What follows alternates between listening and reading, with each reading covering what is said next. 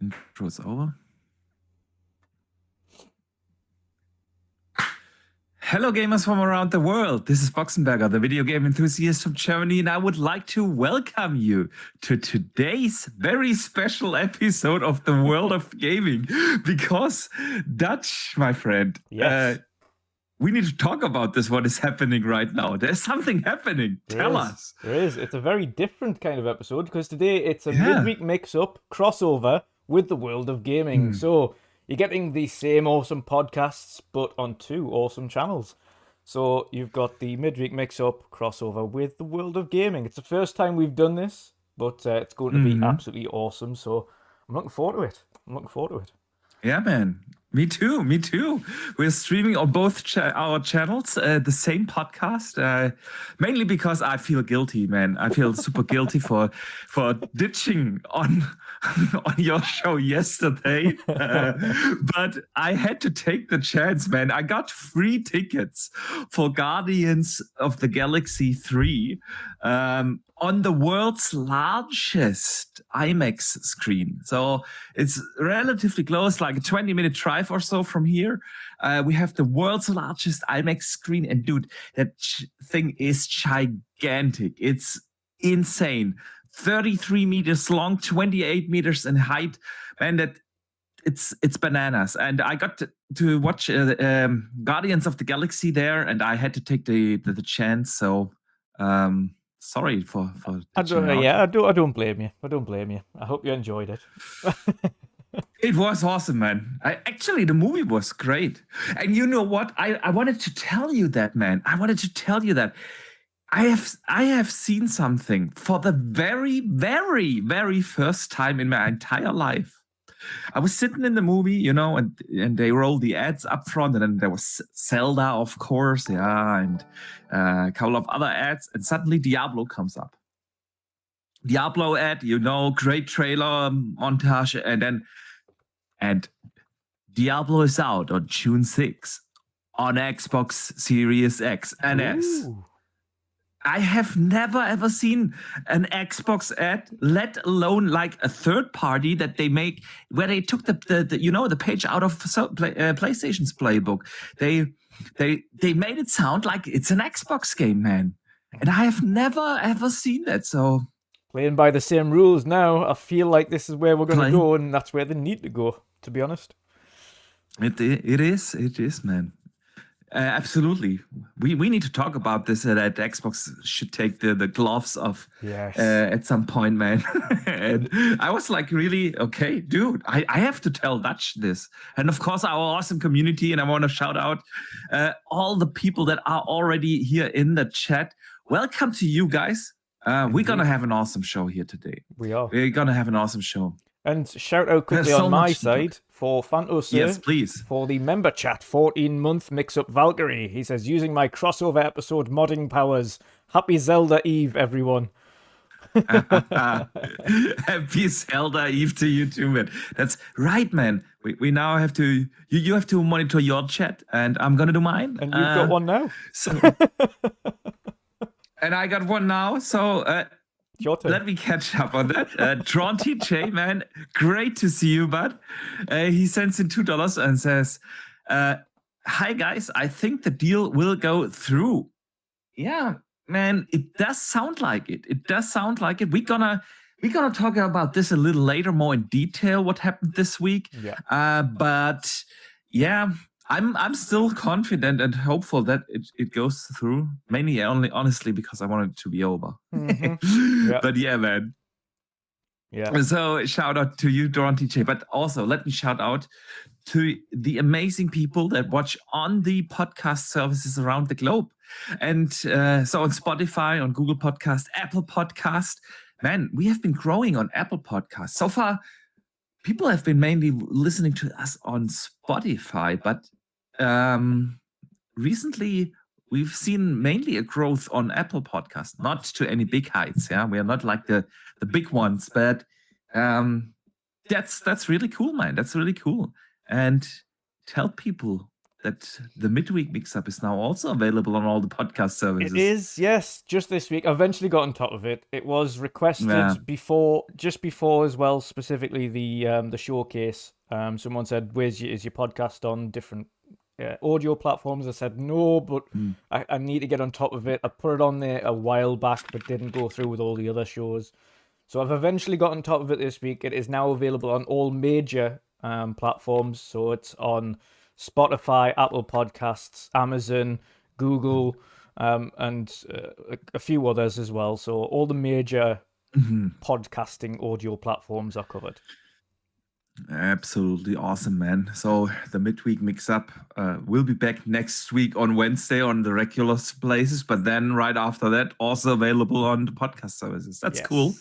So, man, enough with the self-advertisement here. Let's get this show going. And whenever we don't have guests, we can play the jingles, because we've noticed, man, that the jingles confuse our guests, because we don't see here in the lobby what's happening on screen, and then they have to sit there in silent for like 10 seconds, and it's always like a weird thing. So, but with no guests today, we're gonna play the jingles, man. Yes. And on my show, you don't see any jingles. You just see us dancing. So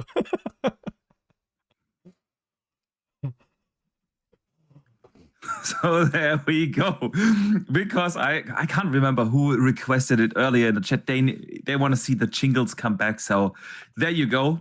Man, what have you been playing? And of course, people in both chats, let us know what you guys have been playing. Definitely. So I've been playing Jedi Survivor, still playing through it. I know you've finished it now, so yeah, I'm finished. So that's awesome. But I'm still playing through it. I'm taking my time with it. I'm not rushing it.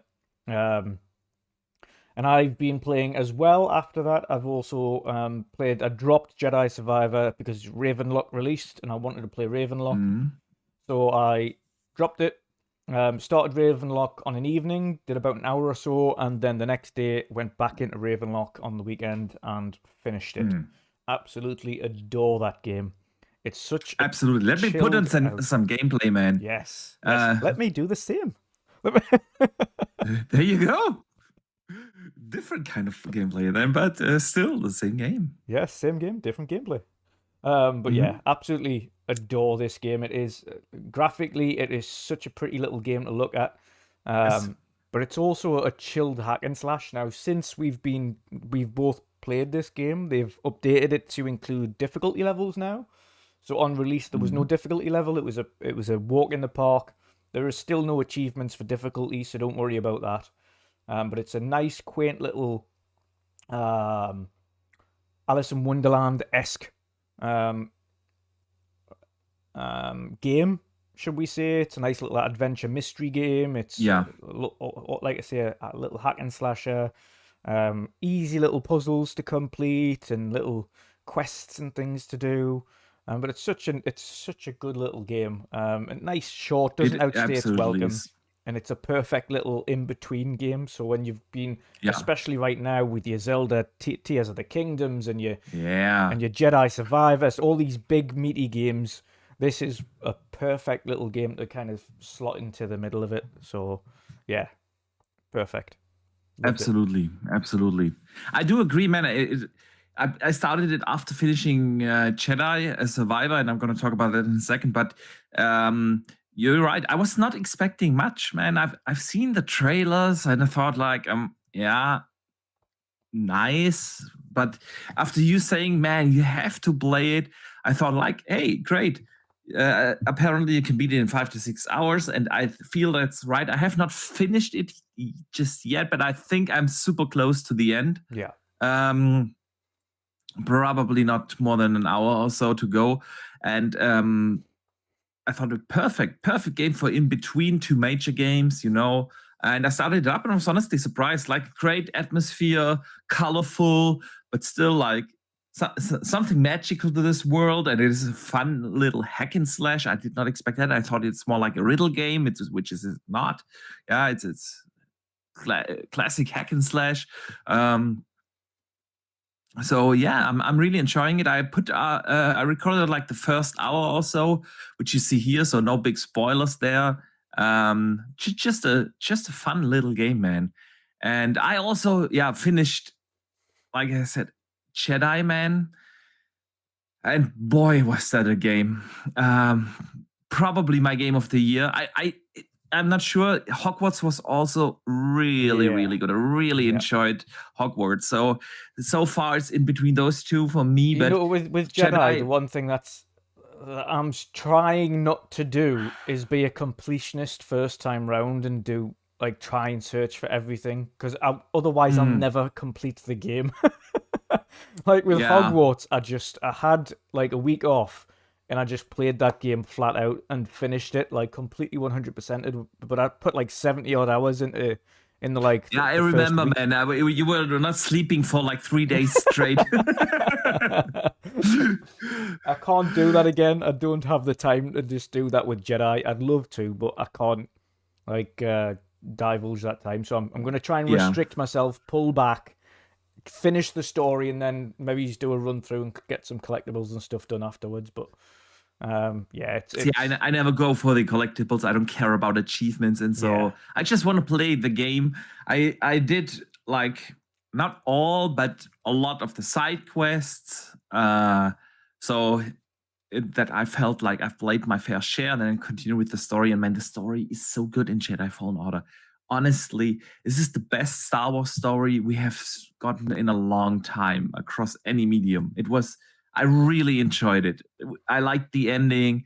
There were like such epic action sequences in the game. I don't know how far you are, but have you been on the Dune planet, the desert planet, and finished the main quest there? Not yet. No. With the drill, yeah, not yet. Man, you are in for a treat. Yeah. After that sequence, I had to put the controller down. I was smiling from ear to ear. It was just so good, so much fun. Like really, really beautiful game. I had a blast, man. And the latest patch, for me, it almost came too late because I was like already almost finished with the game. But the latest patch really improved the performance, man. Especially in performance mode. So yeah, good stuff here. Let us have a look here. What is our community playing?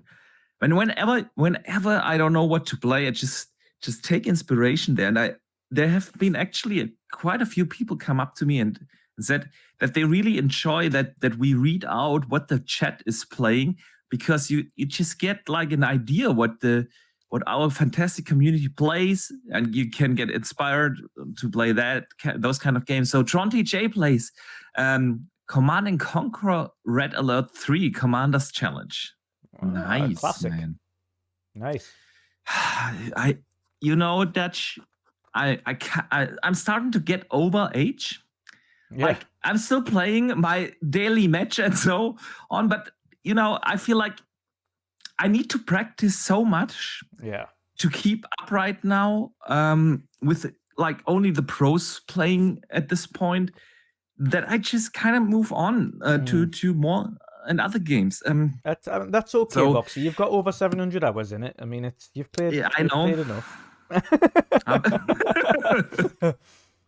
You've played enough. It's not like let's face it as well, Boxy. It's like Age is an awesome game you can drop and pick up at any time. Yeah. But it's also a game that isn't live servers. It's not like a World of Warcraft where you have to log in to do your daily quests. No. It's not like a Sea of Thieves, which has got like your weekly quests and things like that. So you don't have to worry about dropping it for a bit, because you can just literally go straight back in and you'll be go back, and you just need to get your skill levels back, being quick enough and so on, and adjust to the new strategies. But yeah, you're absolutely right. But where did I come from? Tronty J said Command and Conquer, and I wish we would get a proper new Command and Conquer, man. Yeah. It's been a long not time. the live service shit or anything. So, but just a proper. So good shout there. Good shout. So what else? Dustin Lambert finally got some Ghostwire Tokyo in. which is awesome, man. That game took me by surprise. I've yet to finish, though. I'm in Act 4 now. I think there are 5 acts. I have to finish that, man.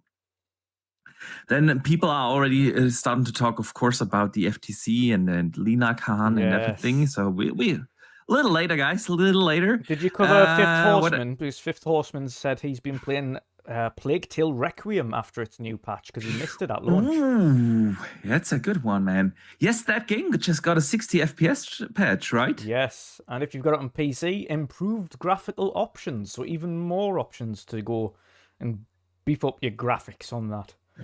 So nice. Yes, I'm going to jump back into that actually because that's another game I dropped and didn't pick back up. So perfect time. Oh, you have to, man.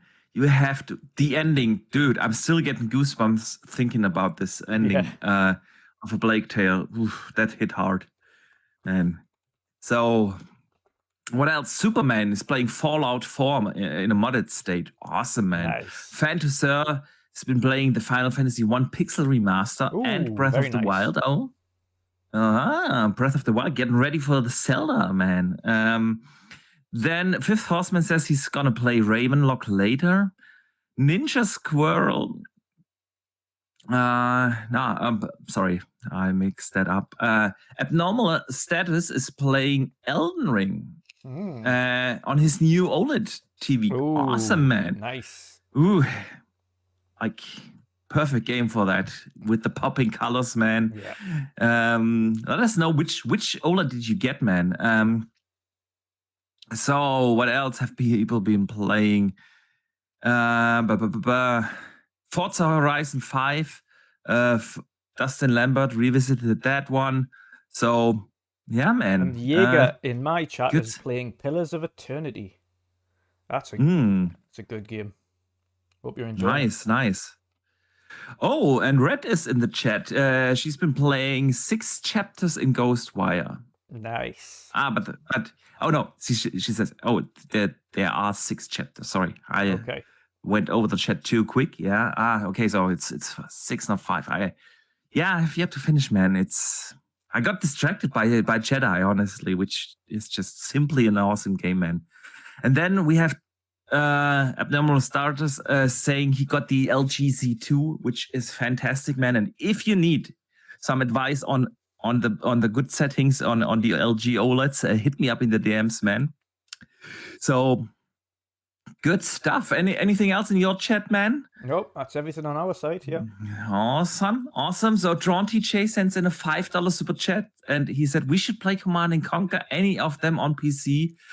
Me and you against the AI or against each other. Yeah, man, we need to play against the AI first because I have to remember it's been how to too play long the game. since I played. Yeah. Yes. Command and Conquer plays vastly different from Age, man. So yeah, man. But I have to reinstall that. That is true. I have it on PC. Actually, TJ, you were the one who was like pushing me to get the Command and Conquer collection thing in the Steam sale. So yeah, need to re-download that. And Red is playing Rage 2, which is an awesome game. I really enjoyed Rage 2, man. Yeah, really good game. Really good game. I think it was underrated. It was really underrated, actually. Absolutely. Like open world game in the engine. It looked beautiful. It ran butter smooth. Great gunplay. Yep. Great gunplay in that game. So yeah, man. I think that's pretty much what we are playing. So let's move into the news of the week. We need to figure out how to play the jingles for yours. I'll just dance for my audience. You just dance for your audience. That's awesome. RWK88 in chat says he's playing Titanfall. Awesome, man. Awesome. Good stuff here. Good stuff. So, yeah, man. You know what's going to happen over the weekend, right? Yes. I've downloaded it. Yeah, I didn't uninstall it. Is it the same build? Yeah. So we are talking, of course, about the Diablo 4 server slam beta. Guys, let us know if you're gonna jump into that.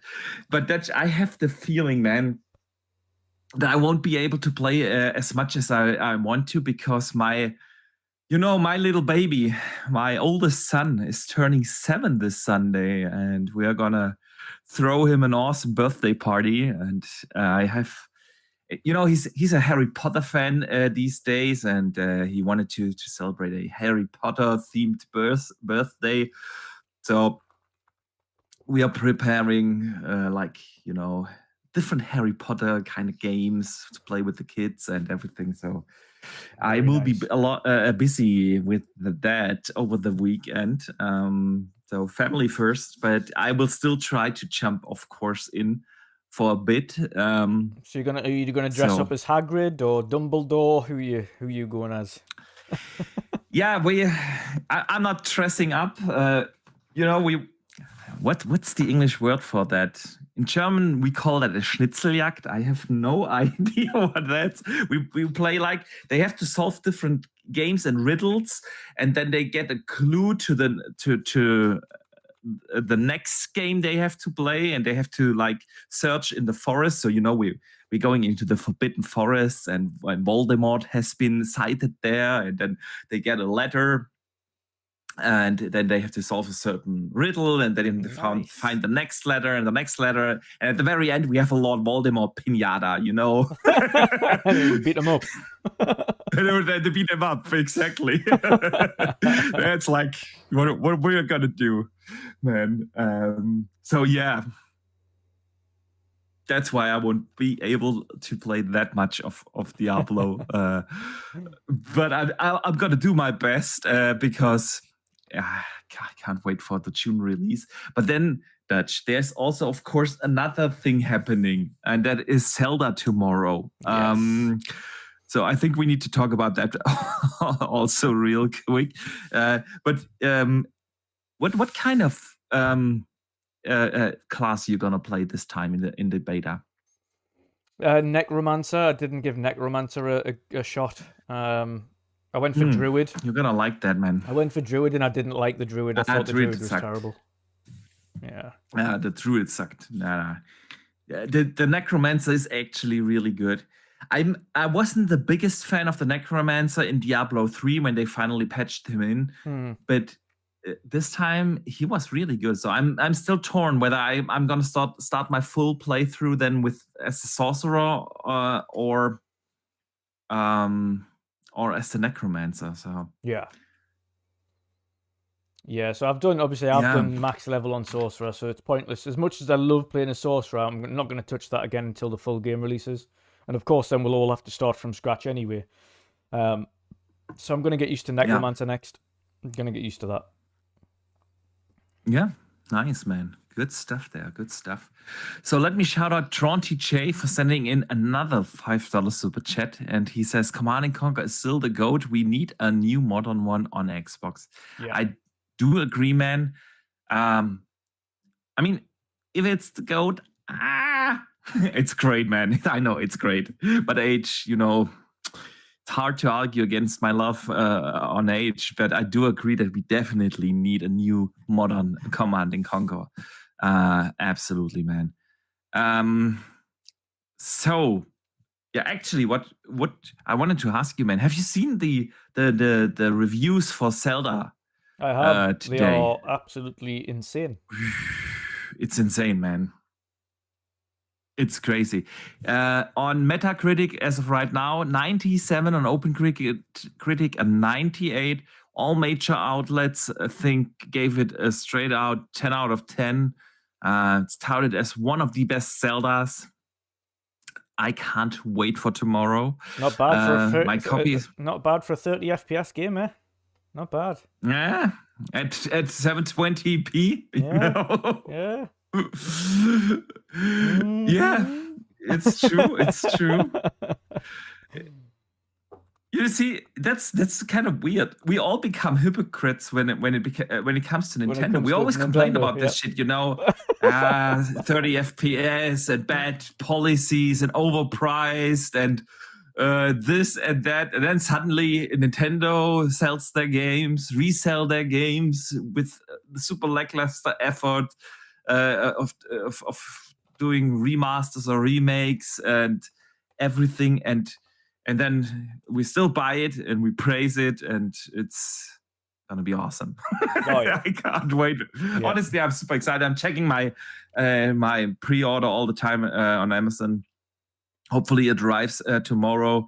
But then again, this weekend is gonna be not that much game time for me, but I still can't wait to boot it up and see for myself how good the game really is. Yeah, for me, the only thing that made me not like Breath of the Wild was the degradation on weapons, but apparently they've improved that a little bit for this one. So we'll see if it's enough for me to enjoy it more this time around.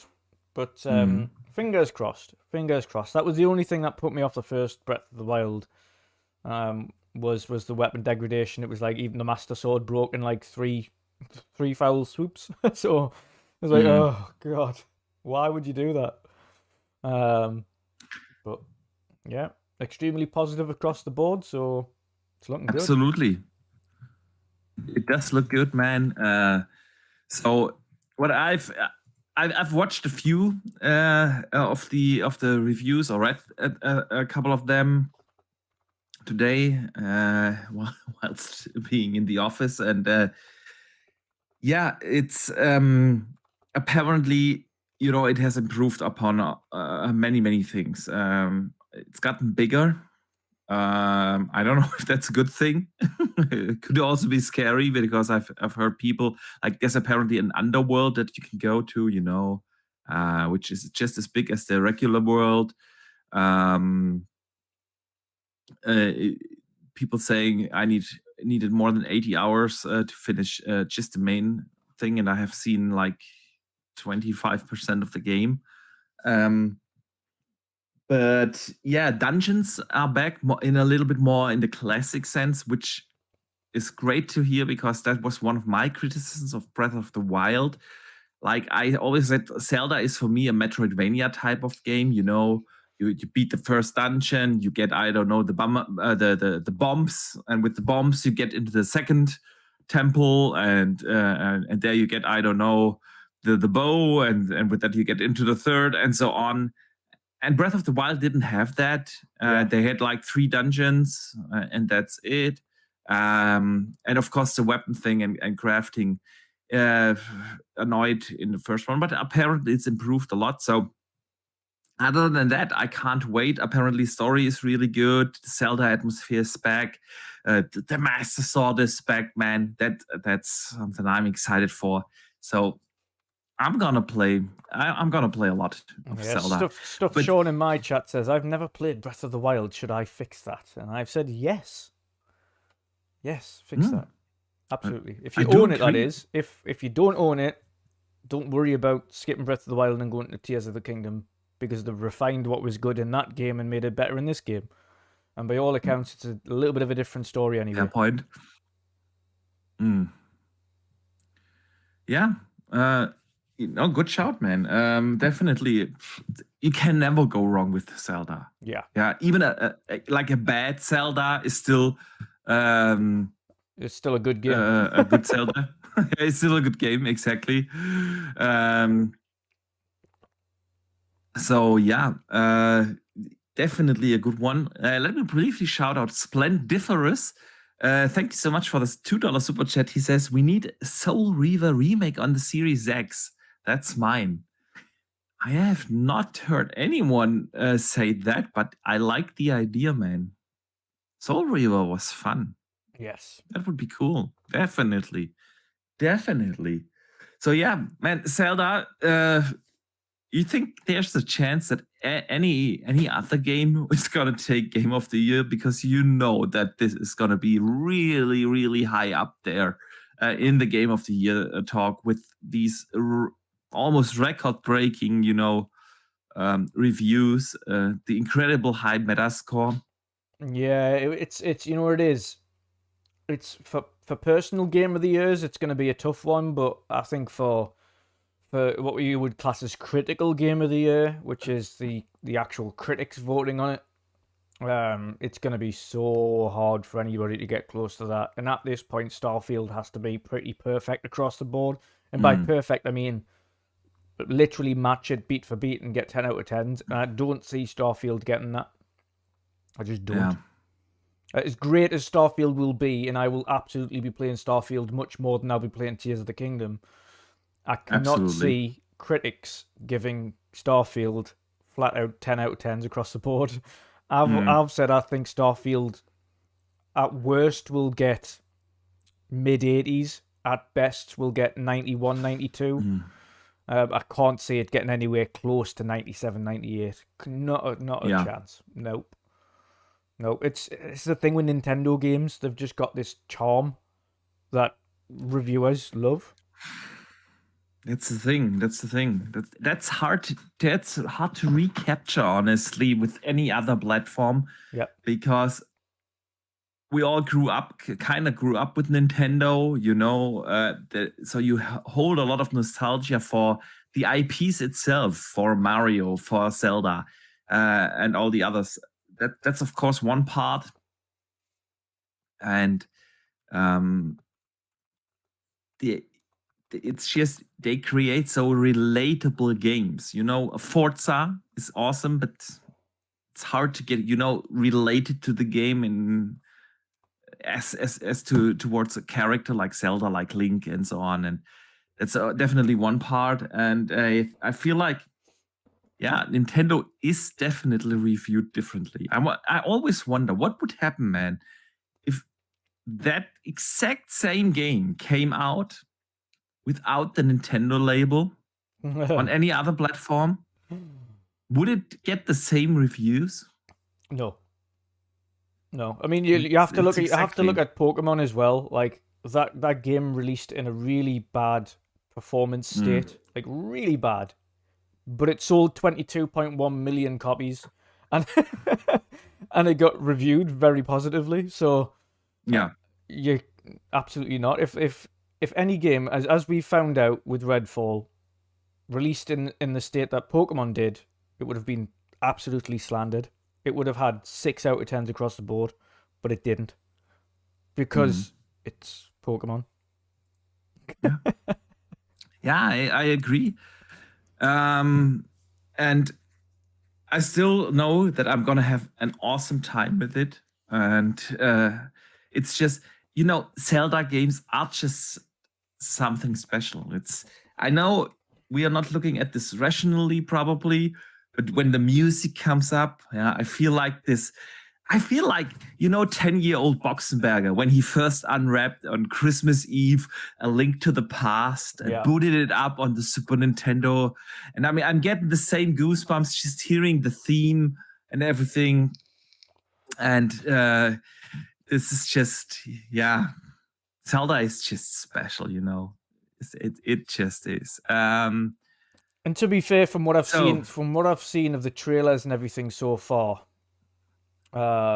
this one looks like its story beat is far better than Breath of the Wild. It just looks like there is so much more story. A lot of reviews said that. Yeah. In the previous, in Breath of the Wild, it felt like not like it was just open world, and then you'd talk to a couple of people, and that was it. It didn't feel like there was much of a story in there. Like you could literally skip everything. In this one, it looks like there's cutscenes. Like for Nintendo, that's a pretty significant thing. But it looks like there's actual cutscenes there. There's character dynamics. So it looks like they've improved on that front as well, which is intriguing me more for it as well. I've got a follow-up question to that, actually, Boxy, that you'll like. Jesper in our chat here says, which Zelda game is your favorite? Ooh, that's a good one. So I think it's A Link to the Past or Ocarina of Time. I was about to say that. Ocarina of Time is mine. Yeah. Yeah. I mean, Ocarina was also like, it's I know for a lot of people it's probably nothing special, but I remember being teenager. I don't know how old was I when did Ocarina of Time came out? So I God, don't you're know. talking Was 15 or so. 90s, somewhere in the 90s, maybe. Was it Yeah, early somewhere in the early 2000s? 90s. Hang on, Ocarina of Time. Release date 1998. was 98. So I was 15. So I was 15 years old. And there was this moment, when you first step out in the world, it was open worldish for that time, yeah. And you called Epona, and you got on the back of your horse, and you just ran off towards the sunset. This was like, I've never experienced something like that in a video game up until this point. It was just something special, man. So Ocarina of Time is definitely up there. I also need to shout out, of course, Twilight Princess, which is highly underrated in my opinion. Mm-hmm. And if there's one Zelda I wish they made a remake, it's this. It's Twilight Princess, definitely a special one. I think a lot of people love Wind Waker as well, to be fair. Wind Waker was also good. I mean, there have been great Zeldas. Yeah. Which was the one on the Game Boy that just got a fantastic remake 2 years ago, 3 years ago? I've forgotten its name. It was also absolutely amazing. And so, but yeah, I think my favorite is either Link to the Past or Ocarina. Absolutely. So Link's Awakening, Jagger in the chat is helping us out. Thank you, there Jagger. You go. Yeah, awesome. So, yeah.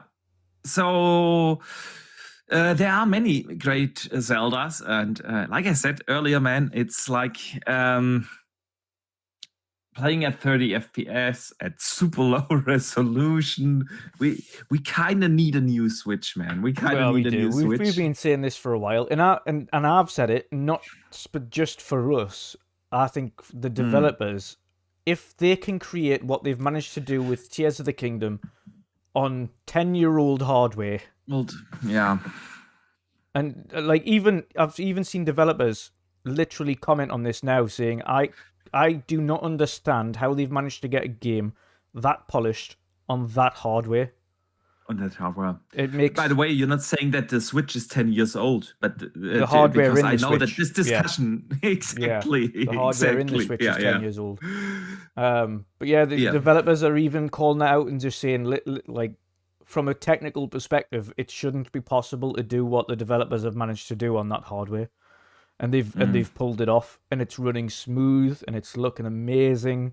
They don't know how, from a technical perspective, they've managed to do it. So, from that point, I'd love the developers to get more advanced hardware, because I think both PlayStation and Xbox would be absolutely. I mean, look at what they can do on that hardware. I think PlayStation and Xbox would be absolutely left in the dust if Nintendo got seriously powerful equipment, because their developers are insane. And we actually got some news on the Switch, but let me shout out Splendiferous for the $2 super chat. He says, my meta for this Zelda will be 95 with no bias. And I don't believe you. I believe you with the 95, but the no bias. And that's totally fine. Again, when it comes to Nintendo, we all are a little biased there, which is absolutely fine. Which is totally fine. So thank you for the super chat, man. And so this week we got the report that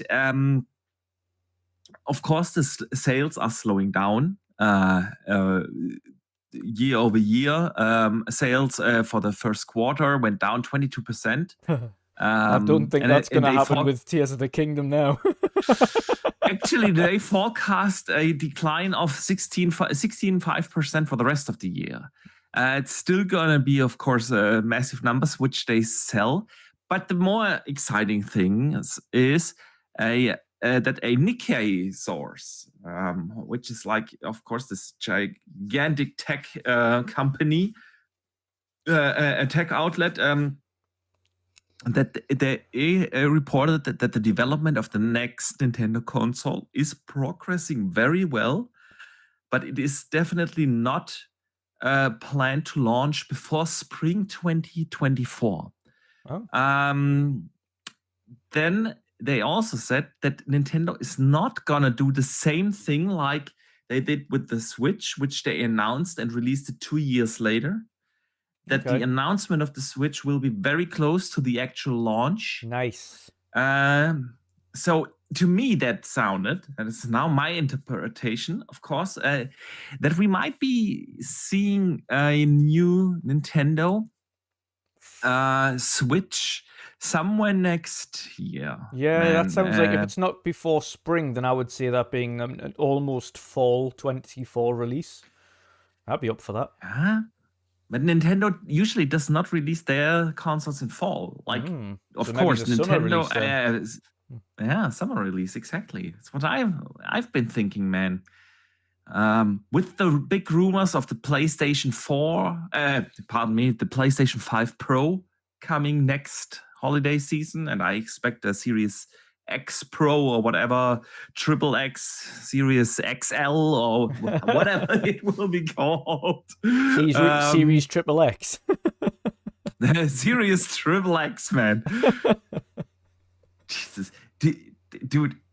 I love Xbox, but their naming conventions, there's just... How can you name your third console you release Xbox One? Yeah. You know, it's just... I understood the thinking behind it, because the 360 was the same thinking. So the 360 was all-encompassing. It was everything. The Xbox One was one platform thing for comes everything. full circle. But it still sounds silly. It does sound silly. But I think, to be fair, though, I think because it's named Xbox, calling it like PlayStation 1, PlayStation 2, PlayStation 3, it's an easy off-the-tongue thing. But saying Xbox 1, Xbox 2, Xbox 3, it just sounds bland. You know, I have heard, but I can't remember where I have heard this, that they actually did not name it Xbox 1, 2, 3, because they were always like one number behind PlayStation. So when the PlayStation 3 came out, they would have the Xbox 2. Yeah. And when the PlayStation 4 came out, they would have the Xbox 3. And you cannot have that because it just sounds less. And so that's why they went with a different naming convention. Yeah. It makes you think, though, will PlayStation continue the numbered strategy going forwards? Will it just be 6, 7, 8, 9, 10, 11, 12? Yeah, of course. Yes. I do think so. Probably up until the 10 or so, and then I don't know if they then remake it or rename it, but it just makes sense for them. You know, everyone knows, okay, I have the PlayStation 4 now, and I need to get the 5 now, and then and after that the 6 and so on. So yeah. But anyway, I digress. Cruelwrath in the chat says Xbox naming their consoles are better than PlayStation with the generic naming PlayStation 1, 2, 3, 4, 5. Yeah. I do get the different names, but I would just chose different names. Like, yeah. Anyways, we digress. The new Switch, what do you expect from that, man? Well, judging by other reports that I've seen today as well, it isn't going to have an OLED panel.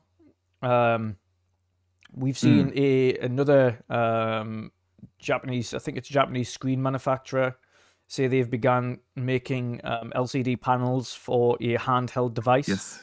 So I'm assuming at least the first round of whatever this next thing is going to be LCD panels as opposed to OLED, which is going to keep the cost down. And if you're looking at increasing hardware capabilities but not increase the cost, then you're not going to start with an OLED panel, because that's going to increase the cost by 50 quid, as we've seen with the current one over the previous model. So I can understand that from that point, as much as it's disappointing for us, because of course we know the OLED panel looks phenomenal in comparison to the previous Switch version.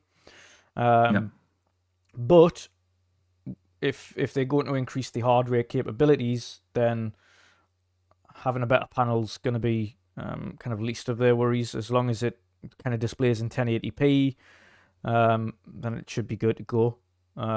That's all you need for a handheld as well. You don't need anything more than that. You could go for QLED, but again, it's a bit overkill. 1080 looks fine on handheld.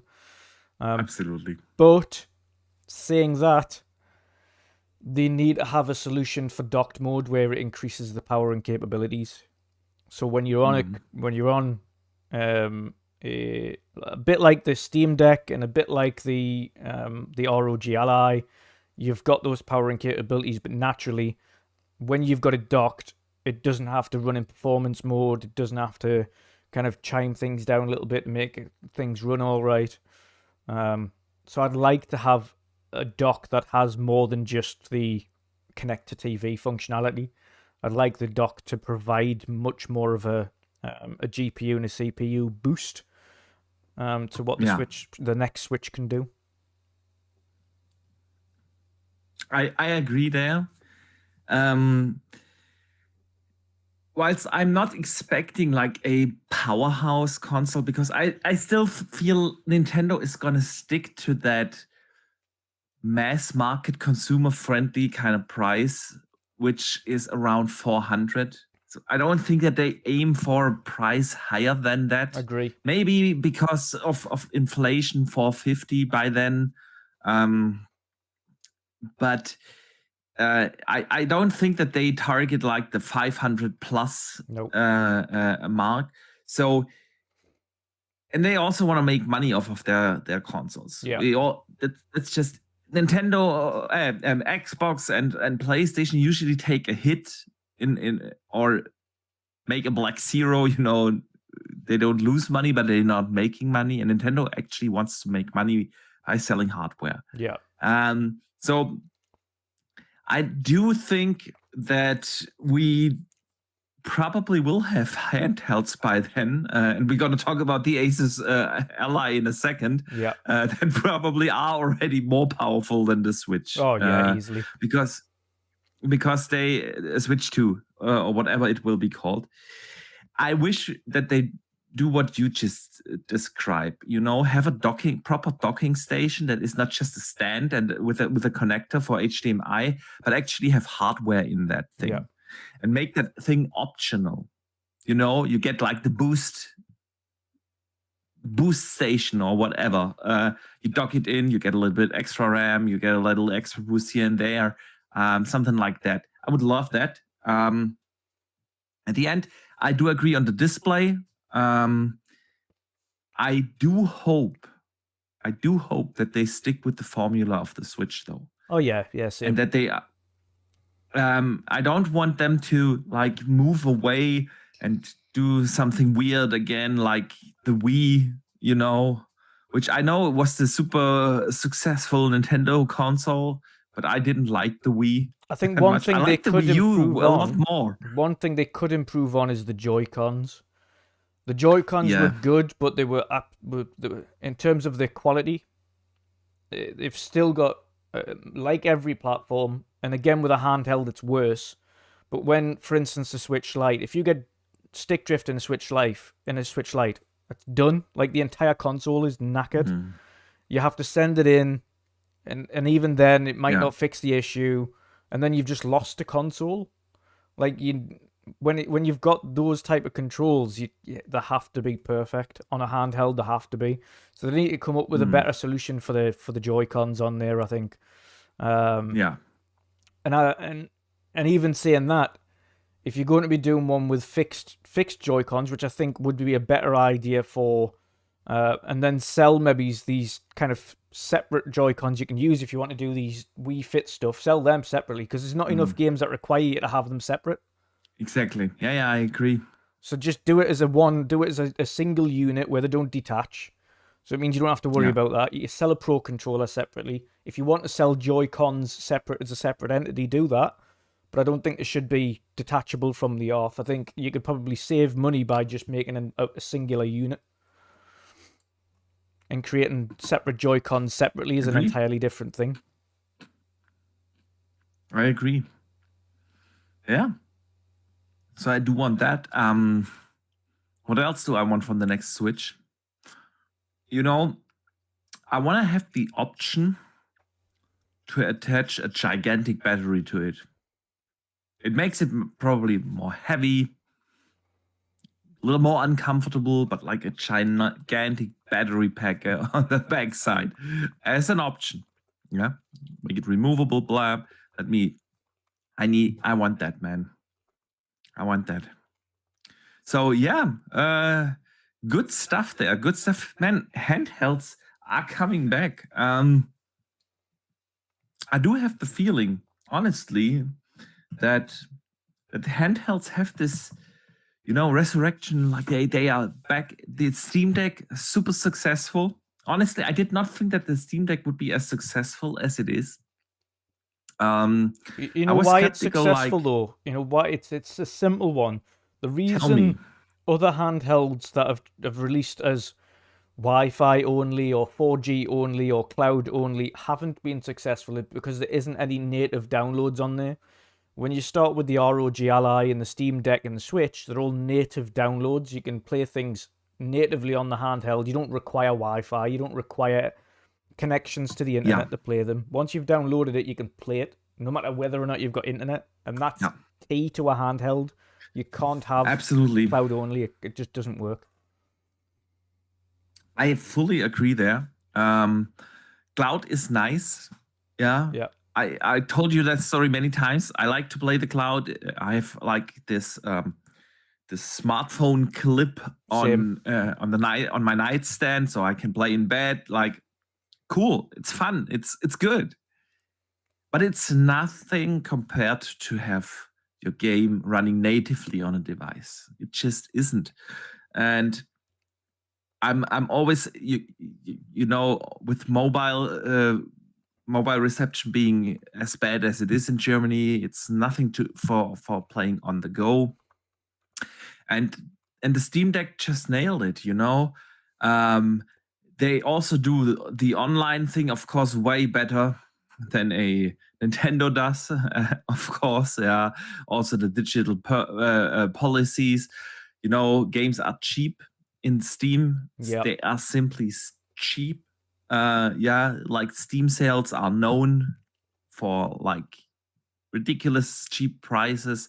And you get that all on the go. People have built their gigantic libraries and you just have it right there. You have your save files there. You have everything. That's convenient, man. It's convenient. But it's still limited to Steam, obviously. Yeah.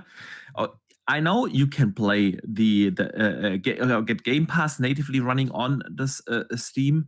But did I tell you what a friend of mine had what he had issues with the Steam Deck? So what you need to do is basically jailbreak it. And it's easy to do, no problem there, but it is not as intended. And so he had a warranty issue, like, I don't know, 4 weeks or so after he got his Steam Deck. And they did refuse to fulfill their warranty duties because of that jailbreak thing. So, and I think that's one thing where the Asus Ally now comes in, because earlier today there was the official reveal for the Asus Ally. For those who have not seen it, it runs Windows natively, so you can run everything that is running in the App Store, in the Steam, on Steam. But you can also natively run everything from the Epic Store, everything you have from the Xbox, PC world, maybe PC Gamepass, or the games you have via Play Anywhere. That's a much bigger bonus for me, because it means I can pick up the ROG, and day one, I've got all of my Game Pass native download games on there. All of them. Exactly. All of them, man. All of them right there. Yeah, you can play Starfield natively without any any tricks you need to do. Means I don't have to buy, like, I can literally buy the handheld and not worry about buying games. I've just got games. Exactly. You have all your games and you have the same save file. You simply continue on your Xbox. Yeah. Where you left off on the ROG Ally. It's awesome, man. It's simply awesome. And that's why I put it in the thumbnail. For me, I was like, dude, basically that's an Xbox handheld. Yeah. It's not quite there yet, because all the games you buy on the Xbox console and I'm not, so third parties, and I'm not play anywhere. Obviously, you can't play them on PC, so you can't play them on the Asus. But other than that, it basically is an Xbox handheld, and Xbox has been on stage today with the big presentation. We get into the presentation in just a second itself, but they heavily advertised it along with the Ally. Phil mentioned it in his big interview last week. They have been now on stage today with Asus presenting the thing. You get 3 months of Game Pass Ultimate, by the way, with the device, and they even mentioned when they talked about during the presentation how they designed the entire thing, that they copied the Xbox controller layout with the thumbsticks and the buttons. So the A, B, X, Y layout is exactly the same. The thumbsticks are like asymmetrically ordered there. You see, Xbox have actually been have also today released their own advertisement post for the ROG Ally, their own on their own platform. So this is quite obviously, and on ROG's website, Game Pass is one of the first things you see on there. So they obviously have a marketing deal with ROG for this device, which is huge for Xbox. Huge. Yeah, it is, absolutely. Again, that's why I put it in the thumbnail. It's basically an Xbox and PC handheld. Yeah, that's what I put in the thumbnail of this show, because man, I'm super excited. You still can only pre-order it on via the Asus website here in Germany. So not, I wanted to pre-order it earlier on, Amazon or something. So there are 2 versions. Let us talk about this. Let me give you some facts about the thing. There are 2 versions coming. One starts at $599 US, and the bigger version is $699 US. It's the big version costs 800 euros here in Germany and 700 euros for the light version. How much is it in the UK? What did you say it was for you? Sorry. For me, it's 800 euros. So the big one. All right. So the big one, it's £699, £699. Pounds. Yeah. Okay, there you go. So yeah, it comes with a 10-inch 1080p 120 hertz display. Nice. It has the new Z1 APU from AMD in there, which has obviously a Zen 4 CPU. Just for reference, guys, we have Zen 2 CPUs in the Xbox Series X and S. But yeah, then we have an RDNA 3 GPU. I have heard that the PlayStation 5 also has that, but this device actually has RDNA 3 GPU, and that's basically where the difference comes in between the 2 console versions or handheld versions. The big one has the Z1 Extreme chip, which has like 8 something teraflops, while the smaller version, Calorie in my chat, but it is $600 for the 2.8 teraflop and $700 for the 8.6 teraflop. 8.6 it was, exactly. And 2.8 teraflops for the... So the other one, the Z1, is releasing at a later date. They're only releasing the Z1 Extreme now, like in June. Extreme now. Yeah. Exactly, in June. So that's awesome, man. And it comes with a 512 gigabyte SSD, of course, and 16 gigs of RAM. So the thing is, good, man. The specs on paper are absolutely fantastic. Yeah. It also comes, of course, with this full support for AMD's Fidelity FX Super Resolution and AMD's AMD FSR and RSR. Yeah, which is great because that's the upscaling technology. For those who don't know, the RSR is the upscaling technology of AMD for devices or games that do not support FSR. Yeah, because RSR is done on a driver level, so that's the upscaling done on a driver level. Developers do not have to code for that. It also comes with it. It will run Windows, so you can dock it. You can actually run Office on it if you want to. Yep, if you really want to. If you really want to, you can. And again, since it runs Windows, everything that runs on your PC runs there. And it comes with 3 months of Game Pass Ultimate. So I think that's the main thing. What do you think? You excited for this? You getting one? Do you think we need this in our lives? Yeah, it's on my list of devices to get. Originally, I was thinking about getting the Steam Deck, but then this bad boy came out, so I will be picking one up. It's not going to be an immediate purchase because I've got a powerful computer. I've got the Series X, the Series S, the NintendoSwitch, the PlayStation. So I'm actually going to upgrade to the PS5 first. I had no reason to do so up until now, but of course, with an impending showcase, which we'll talk about soon, coming up, and both consoles focusing on next gen only now.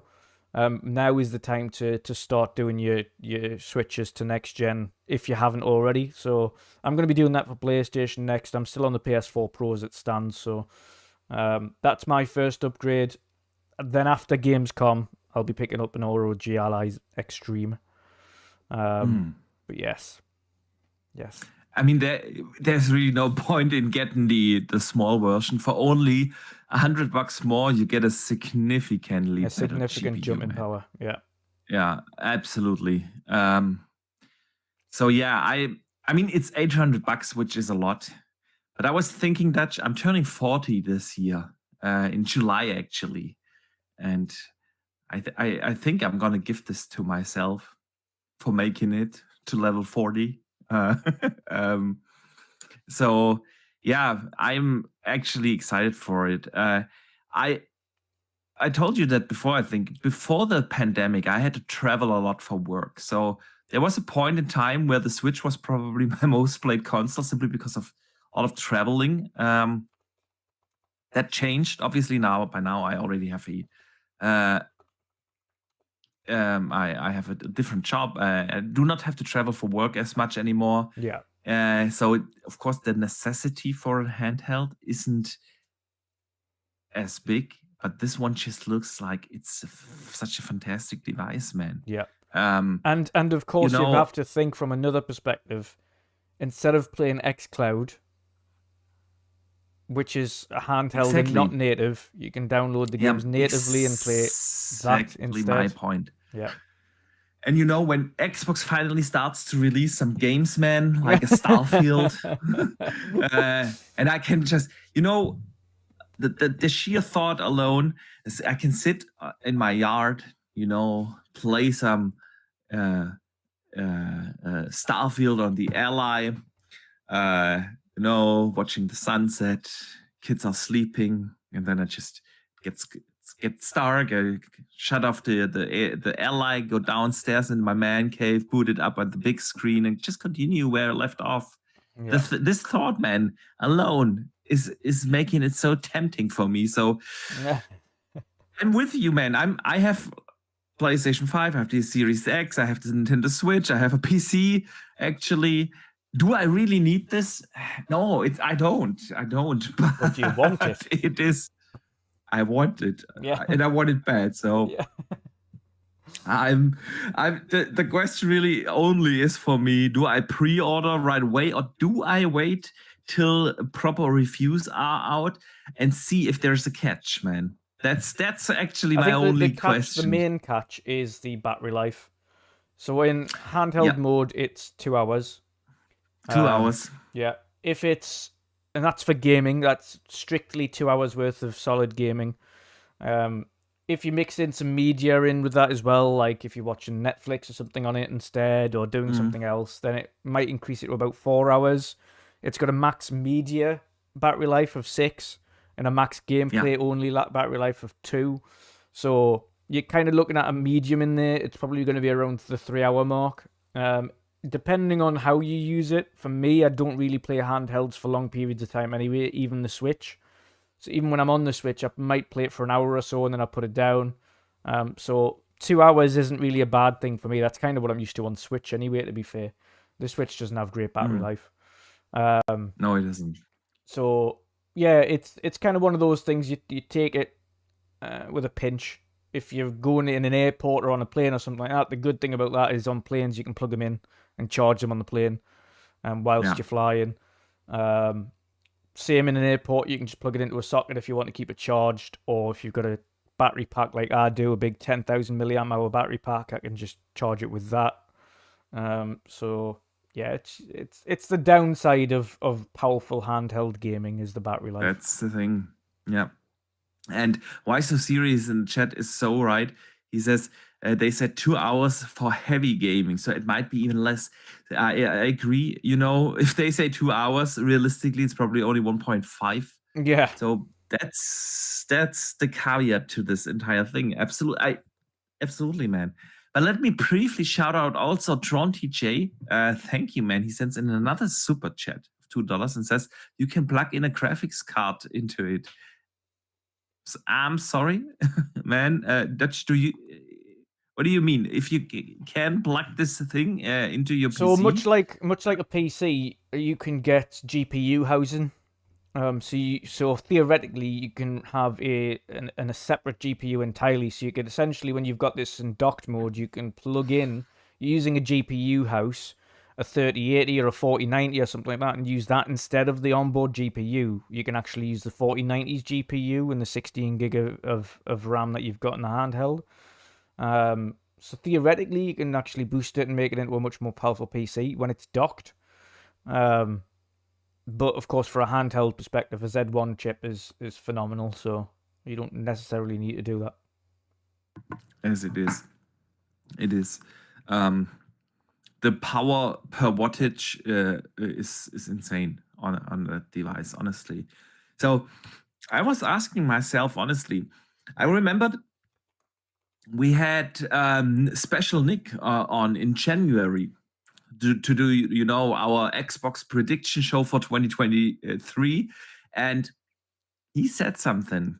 He said something about the Series X and S mid-gen enhanced consoles. And now my gameplay has run out, so I have to switch that in parallel as well. I recorded 2 hours, Boxy. I'm good. You know, you have that capture card, man. I don't have that. I record the entire footage I record. I do that with the Xbox DVR. You need that's next on your list. Capture card.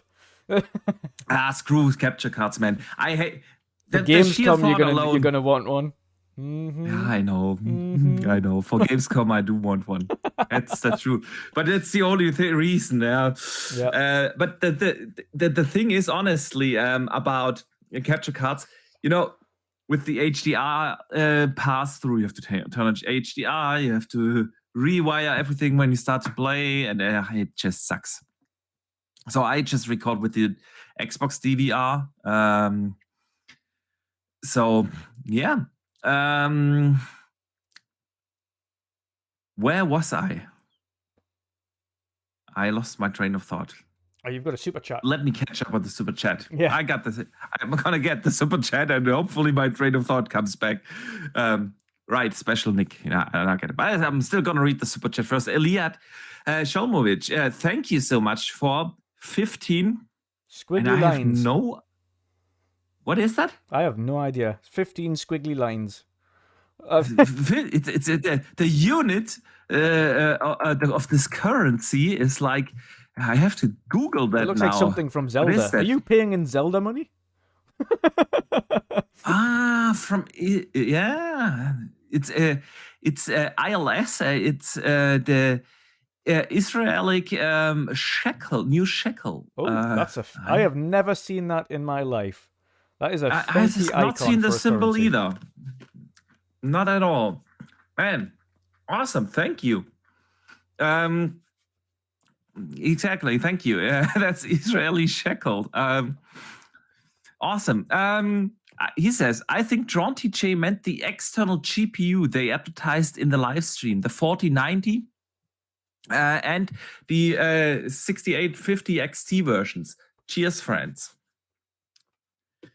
Now I got it. Okay, now I got the super chat from TJ. Thank you for clarifying. So yeah, that was quite interesting. I need to look into that a little bit more, honestly, to see how this actually was working. I was a little confused, honestly, during the live stream. Could have been because I was in a meeting in parallel and I was trying to listen to both. Yeah. But yeah, that they have like also for it works also for their laptops and such, yeah, where you can like attach 4090. And I definitely need to look into this a little bit more in detail. It's for the entire ROG family, you know, like you can attach new GPUs. And honestly, I thought this was like exactly what consoles need. Yep. Like Agreed. stationary consoles. Yeah. So you can simply like plugging shit somewhere in and upgrade your console. And RAM, like increase the RAM. Let us increase the RAM. Exactly. The main things you really ideally need to increase are the RAM, the GPU, and potentially a CPU boost. But from a firmware patch, they can increase the clocks on the CPU if needs be. So yeah, agreed. So that's exactly that's it. Like Asus are thinking ahead, man. They are thinking ahead. This is like if this works properly, like a genius idea, you know. Yeah. So yeah, good stuff there, man. Special Nick, when he was on our show, he talked about like he thinks that the Series S Pro, how would that work? And he was saying like, man, I see them making that into a handheld. So, and with this Asus now being out there, I was also thinking like, is Xbox gonna do a handheld themselves? Like turn the Series S, which you can obviously do. I mean, let's be real here. By now they can manufacture that exact same chip, the exact same chip with half the wattage. So cooling should be doable. Like the Ally is in the ballpark of a Series S in terms of performance on paper, at least. Yeah. Give or take a little bit, of course. But it's like, what do you think? Is Xbox going to do a handheld themselves with obviously the success of the Steam? We don't know how successful the Ally will be, but it depends. It depends on what route they take. 'Cause theoretically, what they could do, if the partnership with ROG and AMD is as strong as we think it is, if from a marketing perspective they could just rebrand the ROG with the Xbox logo on it, clock it a little bit of a different way, so it's kind of not the extreme version, so it's 8.6. It's not the low version, so it's 2 point something. It's in the middle, around that Series S territory where it's like 5 or 6 maybe teraflops. So it's like a bang in the middle version for handheld. Rebrand it, and again, it's just a case of just optimizing that chip for whatever clock you want it set at, as opposed to anything else. So they just kind of change a couple of the kind of internals there, and by that I just mean just clock it differently, rebrand it, and then have their own version of that exact same handheld. It's like you mentioned, it's already running Windows, it's already natively running Game Pass. So from their perspective, would you waste money on R&D, or would you just work out a deal with ROG and AMD? That is a good question. I mean, again, basically it is already an Xbox capable handheld with it running Xbox PC Game Pass natively and everything you buy in the Windows Store as well. The problem is, of course, for us console owners, that does not go along with third-party games. Of course. Yeah, so like I switched up the gameplay now running Jedi Survivor. Yeah, I bought that on my Series X. I can't play it on my PC, so I can't play it on the Ally. And that, of course, is missing. The other question is, though, would the third-party publishers actually do it? I mean, so that's something. If Xbox had a native handheld, if they had one, yeah, would you be able to play all your console games? Not just the ones in Game Pass, but all your console games. Jedi Survivor, you bought that. Would you be able to? Would EA and all the other publishers agree to that? Ubisoft, Warner Brothers.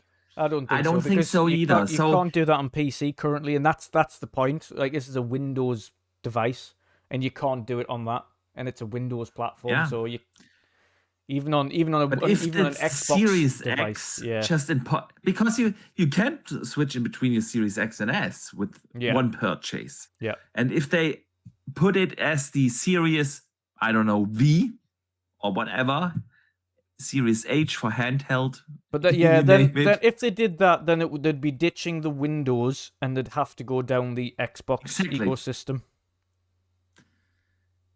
Maybe, but I see that this is already a lot of problems. That would be the only way to get around it. That would be the only way to play your all of your console games on handheld. Would be to ditch the Windows and go just for the Xbox ecosystem. Yeah. So I'm not sure if they're gonna do it, honestly, because with the Ally already out, with Game Pass being, we've heard this many times now, that Game Pass is actually more successful on PC. So you have more Game Pass subscribers on PC than on console.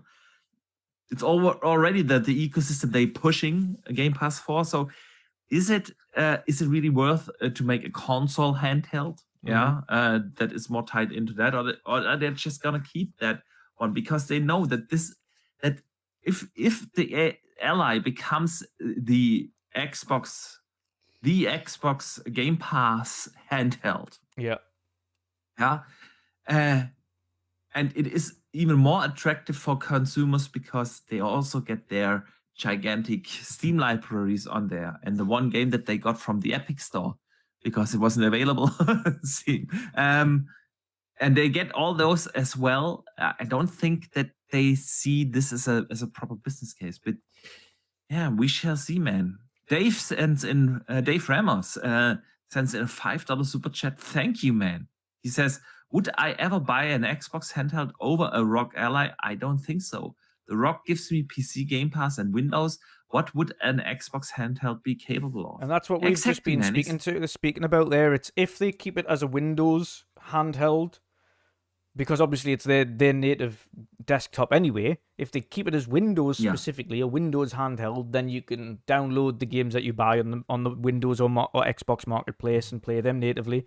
You can play your Steam games. You can play your Game Pass.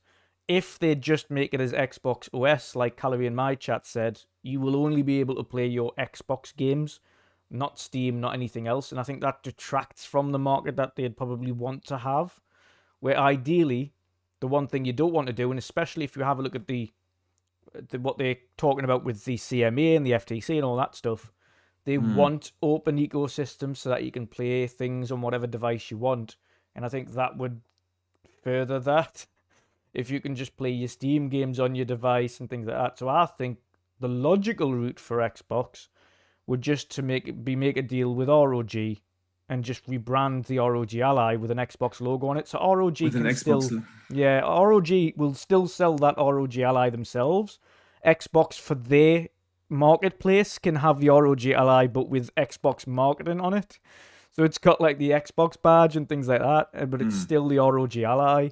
But again, they could just tweak it's a specific Xbox Marketplace version where it's only the 6 teraflop version or something like that. And it's like a kind of a mid-range market that they aim for, as opposed to not 600, not 700, but like somewhere in between. So there's numerous routes that go down, but I think it would save them fortunes on R&D if they just went down the rebrand route and just said, right, okay, let's make a deal. Like that's a very good point. Yeah, I mean, to the fact what to order to Dave's question, what would be the one thing that an Xbox handheld would do differently? And it's got to be the third parties. It has to. They have to drop the we run Windows thing and do like this is your portable console. All the games you have on console will work on this one as well. It's the only way I see that they could differentiate themselves. But are they gonna do it? I don't think so. I just and the like you issue said, they're gonna. The issue we've got there as well is an Xbox, of course, have this issue still. But a lot of the games that you download and own can't be played offline. Yeah. And that's a major drawback. True. Major drawback. So if they went down the Xbox OS route, you'd have to have a Wi-Fi or a data connection in order to check it, and that's part of the issue that a lot of people have with Xbox currently, that want to be able to play their games offline. The DRM. Yeah, with the DRM thing. Whereas if it remains as Windows and downloadable that way, the DRM doesn't really come into effect in the same way. That's true. That's a fair point, man. Yeah. I'm just gonna, man, I'm gonna get the Ally. Yep. The only thing is do I wait? Do I wait and see? Waiting. Yeah, I'm waiting. Do I wait? I'm not waiting as long as you do. No. Just wait like until the reviews are out before I order one. So but you've already got a PS5, so it makes sense. I do. You don't have to. I do. Exactly, man. And then when we are at Gamescom this year, yeah, I can show you what you're missing out on the Ally. Yes. Because I'm going to take that one with me everywhere. But man, let's move on to something else. Starfield. Where's the hype level for Starfield, man? At the minute, it's still far enough out that I'm not overly hyped. I'm excited for it, but I'm not hyped. I think I'll be more hyped after the showcase when I've seen a little bit more of it and it's closer to that release date. But it takes a lot for me to be super hyped about a game, regardless of how looking forward to it I am, until really close to the mark. So I'm really looking forward to Hellblade 2, and it's like my most anticipated, but I'm not hyped for it yet because it's not released anytime soon. Like I don't know a date or anything like that, so I can't get hyped for it as much as I want to because it's just not there yet. So thankfully we have a date for Starfield. I'm really looking forward to it. I'm also dreading it because it's going to take up so much of time and life. But I can't. True. But yeah, I can't wait. It's gonna be good. Yes, it is. So I'm still super excited for Starfield. I love Bethesda games. They made some of the best games ever made: Skyrim, Oblivion, Morrowind, even the Fallout games. Although not up there with the Elder Scrolls series, they are just incredible. I have no doubt that Starfield is going to be an awesome game. So we actually got a couple of news bits this week, rumors and such things. So the first is Starfield got a rating. It got rated M for mature. Yep. It contains violence, blood, suggestive themes, strong language, and the use of drugs, and a little bit of sexual content in there as well, man. So yeah, not entirely new. Oblivion, Fallout 3, Skyrim, Fallout 4, and Fallout 76 all received also an M for mature rating. Just to give you some context, doesn't necessarily mean you see tons of gore and such things, but just like Fallout and Skyrim, and such games, there will be adult-themed content in there. There's also the rumor that it will contain microtransactions. Yes. That is overblown.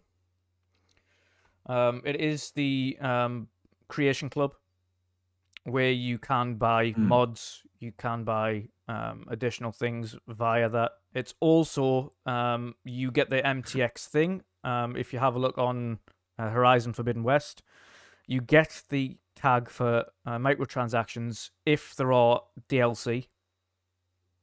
Any DLC. Yeah. Expansions that includes upgrades to the game. So the upgrade from Horizon Forbidden West to PS5 was classed as a microtransaction. So it's a similar thing. And of course, we know Bethesda has its Creation Club, which is for modders, and naturally that is those are microtransactions. So yeah, it's an overblown thing here. It is just the Creation Club. Yeah, there's going to be nothing else to it. That's true. Probably. I mean, we do have to give Bethesda there might be, you know what it is? There might be some. They invented DLC, dude. Yeah, they did. Or microtransactions. They did. People forget that. But the first time you could buy something in a game was in Oblivion, where you could buy that horse armor. Yes. And yeah. And I remember the discussions, man. Like, who is stupid enough to buy something in a game just that your horse is gonna look a little bit different? This is never gonna take off. And see where we are. People love microtransactions. I was going to say, I wouldn't put it past them to have some kind of armor you can buy or something like that that's limited. Or they do, because they might have pre-order. We don't know what the pre-order stuff looks like yet. So it could be that you do also deluxe editions with specific armor or skins or something that you get beforehand. And then you can buy those separately. I could see that. Yeah. I could see that being in the game, honestly. Like, we've seen in the Todd Howard video. You know what I did? That I needed some positivity around Xbox. Yeah. After all the Redfall mess and everything, and Phil being a downer, man, I needed some some positivity. So I went back and rewatched the Starfield presentation from last year. Yeah. And there was, like, you know, this sequence where they showed the customization for the spaceship and everything. I could see that being DLC or microtransaction. Yeah, you can buy skins for your ship. You can get stuff like that. I wouldn't be surprised, honestly, if it is in there. I would be also even more surprised if it's any way, shape, or form like invasive. I highly doubt. Yeah, I highly doubt that they will have like pay-to-win mechanics in there, something like that. You know, XP boost or whatever. That's not gonna happen. If there's something in there, I make a bet that it's purely cosmetics, skins and whatnot for your spaceship or your character or whatnot, but nothing else. I don't think that they're gonna ruin the game in that way. But what do you make of the adult rating, man? Oh God, yeah, I would expect no less. I knew months ago it's heavily based on this this drug that is kind of everyone is addicted to all the way through the game, and they've said no less there as well. It is the drug, and I've forgotten the name of it, plays a heavy part in the kind of story as well. It's on this one water planet thing where they celebrate the drugs, and yeah. So not only that, of course, then we've got to look at the fact that it is about two factions that have been at war for a long time. And then you've got kind of, again, just general kind of combat, which is shooting and killing and stuff like that. So it was bound to be mature. And to be honest, I would hope for no less. I don't think the game would work if it wasn't a mature rating. I do agree there, man. And I do also think, and this is just my theory, after watching every footage that we have seen from Starfield multiple times now, I do feel that the game will also have some sort of like horror elements in there, because when you watch the footage very closely, they have done it during the E3 presentation, and they have done it in that Todd Howard, we can do it video that he put out like earlier this year. Yeah. They've shown certain sequences, and there was always like dark room, like flickering lights, and then suddenly an alien jumped in front of the camera, and every time they made a cut and moved to a different sequence. But it really felt like in those showings that the game will have these kind of elements, and I love it. Yeah, that you go into a dungeon, dungeon-like, of course, in a space game, but you know what I mean. Enter a certain area level where it becomes a little bit more linear. You have like these horror elements, maybe even jump scares or something like that. I would absolutely love it. And I do have the feeling, and that also ties into the mature rating, that they don't hold back in violence, that you have like these, I want the dark. I do not just want the cyberpunk space havens. I want the dark areas where people get murdered, you have drug abuse and things like that. I want those space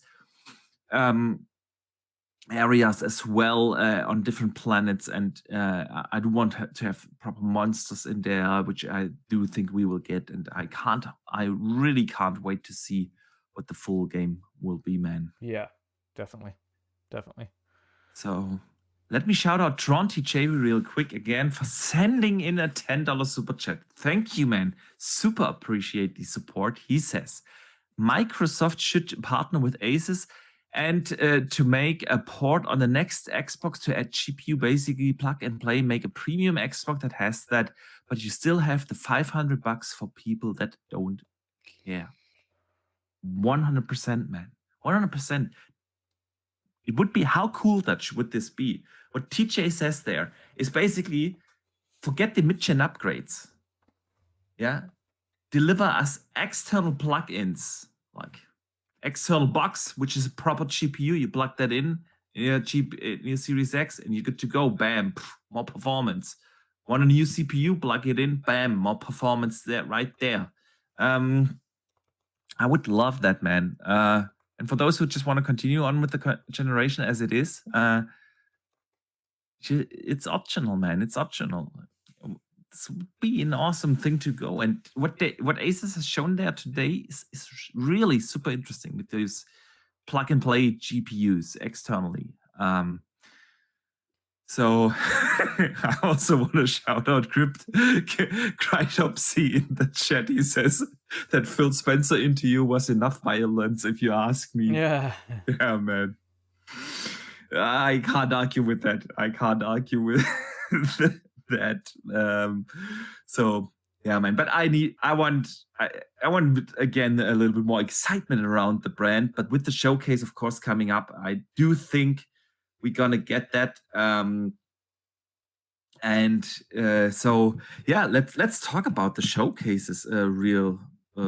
Not real, just really quick, but let's talk about the showcases, man. So use that as a segue, because man, showcase week is coming up real soon. Of course, it all starts with the Summer Game Fest on June 8th. Yeah. Actually, the Tribeca Festival is prior to that on June 7th. Let's be real, the one thing we're looking forward to is the Summer Game Fest. 40 games have been confirmed for that. Nice. Which is pretty cool. I won't be able to cover that in any way, shape, or form live, because during that week we are on a 1 week family vacation trip with a couple of other families. We're going to France. We have a Airbnb there with some other families, friends of ours. So I will be there till the 9th of June. But that means that I'm back for the Xbox weekend, and that the plans. We have big plans on your channel as well as on this one here. Yes. You will be covering, of course, all the showcases with live reactions, and we are gonna do here on this channel post shows to the Xbox showcase directly after. We were gonna do a crossover with the living split screen, so we're gonna have Pong Soul and I Steel Rain here with us directly after the Xbox and Bethesda or this time it's only called the Xbox Showcase and the Starfield Showcase. Yeah. We're gonna directly start with the show here to discuss everything. We want to invite, of course, the entire community as well to come here and hang out with us. We definitely need to talk about everything that's gonna be announced at the showcase and Starfield Direct. So this is gonna be awesome. We're gonna do a similar thing. After the extended showcase, we're gonna have Kaya Santi right there, and we're gonna have Luke and maybe another surprise guest, which isn't confirmed 100%, right after the extended showcase. And Dutch, we are gonna do the biggest prediction show on YouTube. I'm Yes. calling it, man. It's gonna be the biggest one on YouTube because we have tons of creators on Saturday, June 10th. Guys, set your reminders. I'm gonna put it out probably next week as well. We're gonna have more than 15 people coming on a prediction show. We're gonna do Saturday, June 10th, the regular World of Gaming time, so 2 p.m. Eastern, 7 p.m. UK time, 8 p.m. Central Europe time. We're gonna have 15 people with Lord Cognito, Randall Thor, Jess Corden is coming on. We're gonna have Pong Soul. We're gonna have Ainsley from Seasoned Gaming. We have Gas on. We have so many creators. We have the entire community. It's gonna be a huge show, man. A huge show. More than 15 people from the creator scene coming on here to give their thoughts on the Xbox showcase, their predictions. That's the day before the actual showcase is gonna happen. So we're gonna have all our final thoughts on here. It's gonna be a massive show, man. It's gonna be wild, chaotic, raw, but awesome. So tons of people coming there. But that's not what I wanted to talk about. But a little self-advertisement here and there. We have to do that. So wanted to give you also the chance to shout out what you got coming up for the showcase weeks on your channel, man. Yeah, so of course we are covering. I've already got them already there. We're keenly awaiting the announcement from PlayStation of their date for their showcase. I've already got all the thumbnails. We got some rumors there. Yeah, I'm gonna talk about that in a second, man. Yeah, so I've already got all the thumbnails done for all of the showcases. So we're covering. And me too, man. Yeah, me too, because I have to get them done before I leave on the family vacation. Because I literally come back from family vacation, and we have to do we're gonna do the prediction show like 10 hours later. So it's like impossible to. So I have done the exact same thing, man. Yeah. So yeah, we're covering the Xbox Bethesda Starfield showcase, and yes, I'll keep including them because I still suspect they'll be involved. Outside of Starfield, we will be covering the Xbox Extended showcase. We'll be covering the PlayStation showcase when that's announced.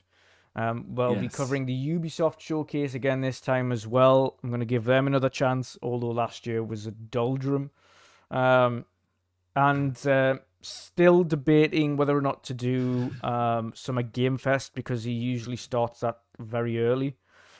So we'll see what time that's hosted live because that's on a Thursday, which is during our show, or at least the World of Gaming. So it's a bit of a hard one to catch. So I don't know. It depends. You're away actually, aren't you, for Summer Game Fest? I'm away for Summer Game Fest, unfortunately. Otherwise, of course, we would have done probably the same thing. Yeah, it depends where it starts. If it starts before I get back from work or return from work, then I won't be covering it. I'll just be watching it. If it starts after that and it's like 7 p.m. UK or 8 p.m. UK, then yeah, I'll be covering it. So I'll have to look at that. Sweet. But yeah, we're doing all the lives. We've already planned this out, me and Boxy. So we're doing all the live reactions. Boxy will be joining us for the Xbox Live reaction, and as soon as ours finishes, we'll be forwarding all of our guys over to Boxy's channel and going to do the post-show reactions over there as well, and we'll have the full discussion there. So absolutely, it's gonna be awesome, man. Yeah, it's gonna be a lot of fun. So yeah, Tom from Toonami in the chat says the after show for Microsoft will be nothing but trebuchets. Man, don't you dare talk! Don't you dare talk about H4 that way on my show, man. But yeah, it's gonna be awesome. So I wanted actually to talk about this with you because of a couple of rumors we have been getting. I'm not spoiling any content or anything, and we're not going to do that here. We are talking about date rumors because our good friend Jeff, the Grub Man, came out. Yeah, exactly. He came out and he said that the PlayStation Showcase will be airing on May 25th. So. Was that recent? Did he say that? Did he reiterate that? He did. Not to my knowledge. He said he has heard PlayStation Showcase is going to air on May 25th, apparently with all the Konami stuff in there, Metal Gear Solid 3, Silent Hill, and of course possibly the Castlevania thing that Chess Corden also put out as a rumor there. So take it all, of course, with a grain of salt. Thursday. Why a Thursday? It would be a Thursday, right? Here. And usually PlayStation, what do? They air their shows at an awful time for us here in Europe. It's like 11 p.m., sometimes midnight. Yeah. That sucks, man. But we're definitely gonna try to cover it at least to some degree. Then here, right? Yeah, I'll be covering it live regardless of its time. But I'd much prefer it was at a nice time. Let's hope it's gonna be a nice time because I would love to do a after your reaction show. Or after you live stream it, I would do a post show to discuss everything. Yeah. It would be awesome, man. But let's talk about this PlayStation Showcase. Do you think this is realistic, like in 2 weeks from now?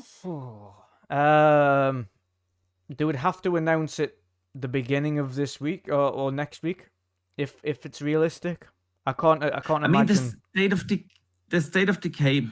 I wanted to say the state of decay. The state of plays. The state of plays. They usually announce that 2 days earlier. Now this is obviously different. Yeah, much bigger. Yeah. Thing. So yeah, I would agree. They would have to announce it within the next couple of days, man. Yeah, if it's not this week or this weekend when they announce it, it has to be the beginning of next week, a Monday announcement. If it's going to be like literally the week after, they have to announce it this weekend or the beginning of next week. I can't imagine they're going to give themselves just like 5 days notice. I don't think so either. Not for the big showcase. No. You can do that for the smaller shows, like the State of Plays.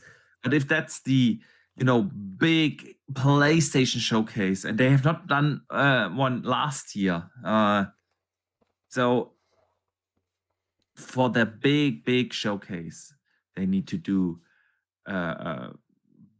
bigger advertisement, because with that you want to reach also more of the casual audience maybe, and just a wider audience. So you have to I do agree there. I do absolutely agree there.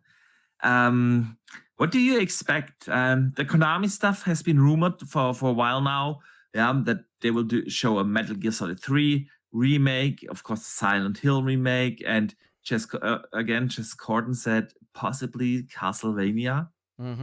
They picked that up. And I've also seen that, of course, MGS remake being exclusive, we already knew. But apparently, Silent Hill, of course, and Castlevania are also exclusive as well to PlayStation. which is the further rumors. If that is the case, then you've got Metal Gear Solid, Silent Hill, and Castlevania locked down as PlayStation exclusives. That's a huge win for them. Massive. Yeah, I'm I super agree. looking like out of all of them. I'm more looking like I'd never understand why they do reverse order remakes. Like, why would you start with 3 when 1 is the best one is the best Metal Gear? 1 is by far the best Metal Gear in my opinion. It is the game that started all. It is the best Metal Gear. Personal opinion. I'm the wrong person to judge that because I didn't like any of them. Fair enough. Not for me. Yeah. I've said it before. I'm not a Kojima fan. I don't like the Metal Gear games. Yeah. I do think I did not play. I played 2 and 3. I didn't play 4. I tried 5. So you didn't play 1 when it came out on the PlayStation? No. You see, that's where because I started, and people think I started on the Xbox, but I didn't. I started on PlayStation. So I started with the PlayStation 1. That was my first console. Before the Xbox came out. So I started on the PlayStation 1. And Final Fantasy and Metal Gear were the 2 games that I got that was like solidly played them. Loved them games. I'm just confused as to why they haven't started doing the remakes with Metal Gear 1. Personally. MGS3 is good, don't get us wrong, but why would you not start with the first and work your way to the third? Yeah. I don't get it. Yeah, that's a good question, man. It's a good question. I don't know, honestly. Honestly, I don't care. Yeah. Again, it's like with the announcement that Kojima's doing the Xbox game, and I also tried Death Stranding. It's just I don't get his games. I don't think they are masterpiece. They're boring. Stories are confusing. The cutscenes are lengthy. Yeah. Gameplay wise, what has any of the Metal Gear Solid games done on a gameplay level? It's not like they had great stealth, like not even close to when you compare it to Splinter Cell. Oh yeah, or of course, something like. Of course. Splinter Cell was a little bit later though. Splinter Cell was a little bit later than Metal Gear, especially the first one. So, still, I don't get it. Yeah, the shooting never felt good. See, the first Metal Gear had awesome characters. Again, and this is why we've been saying for years it should be, it's like Revolver Ocelot and Liquid Snake and what I used to call Ninja, on there as well, who was kind of the camouflaged guy with a sword and everything. Absolutely awesome, and the characters in there were really good, and the story was great on the first one. And they kind of lost me after that. I just liked Metal Gear 1 that much that the others didn't really bat an eyelid to me. Never played 5, don't have an interest in playing 5. But I would, if it was Metal Gear 1 remake, I would be absolutely over the moon, but I'm not really fussed about 3. That saying, on a Sony perspective, getting these locked down as exclusives is huge. It is. Metal Gear, Silent Hill, and if the Castlevania thing turns out to be true. Yeah. Honestly, it's been way too long since we had a proper Castlevania, and we're not sure whether that's going to be a remake. Yeah. Let alone which Castlevania will get the remake treatment, or if it's a new one. Anyway, Castlevania is big. That's the thing, man. Sony is out there, yeah, being aggressive again, being Sony. Not saying great that they do it, but I do get why they do it. They do it with success, yeah. And I said it so many times, man. I want Xbox to be as aggressive.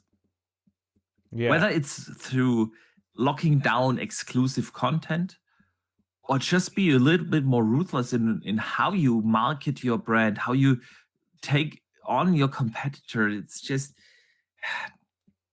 enough with the kumbaya. And Nintendo, PlayStation basically argued for 1.5 years against the entire ABK deal with all they got, which I understand why. From business side, I understand why they did it, but with crazy arguments. And when you look at what they do, Yeah, uh, in reality, they do all these things that they complain to the regulators about what Microsoft might be able to do, and Xbox could do a lot of things. And and honestly, the last time the Xbox has been that aggressive was in the 360 generation. Yeah, remember Mass Effect, Oblivion, all these exclusives. Yeah, in addition, of course, with great first-party games.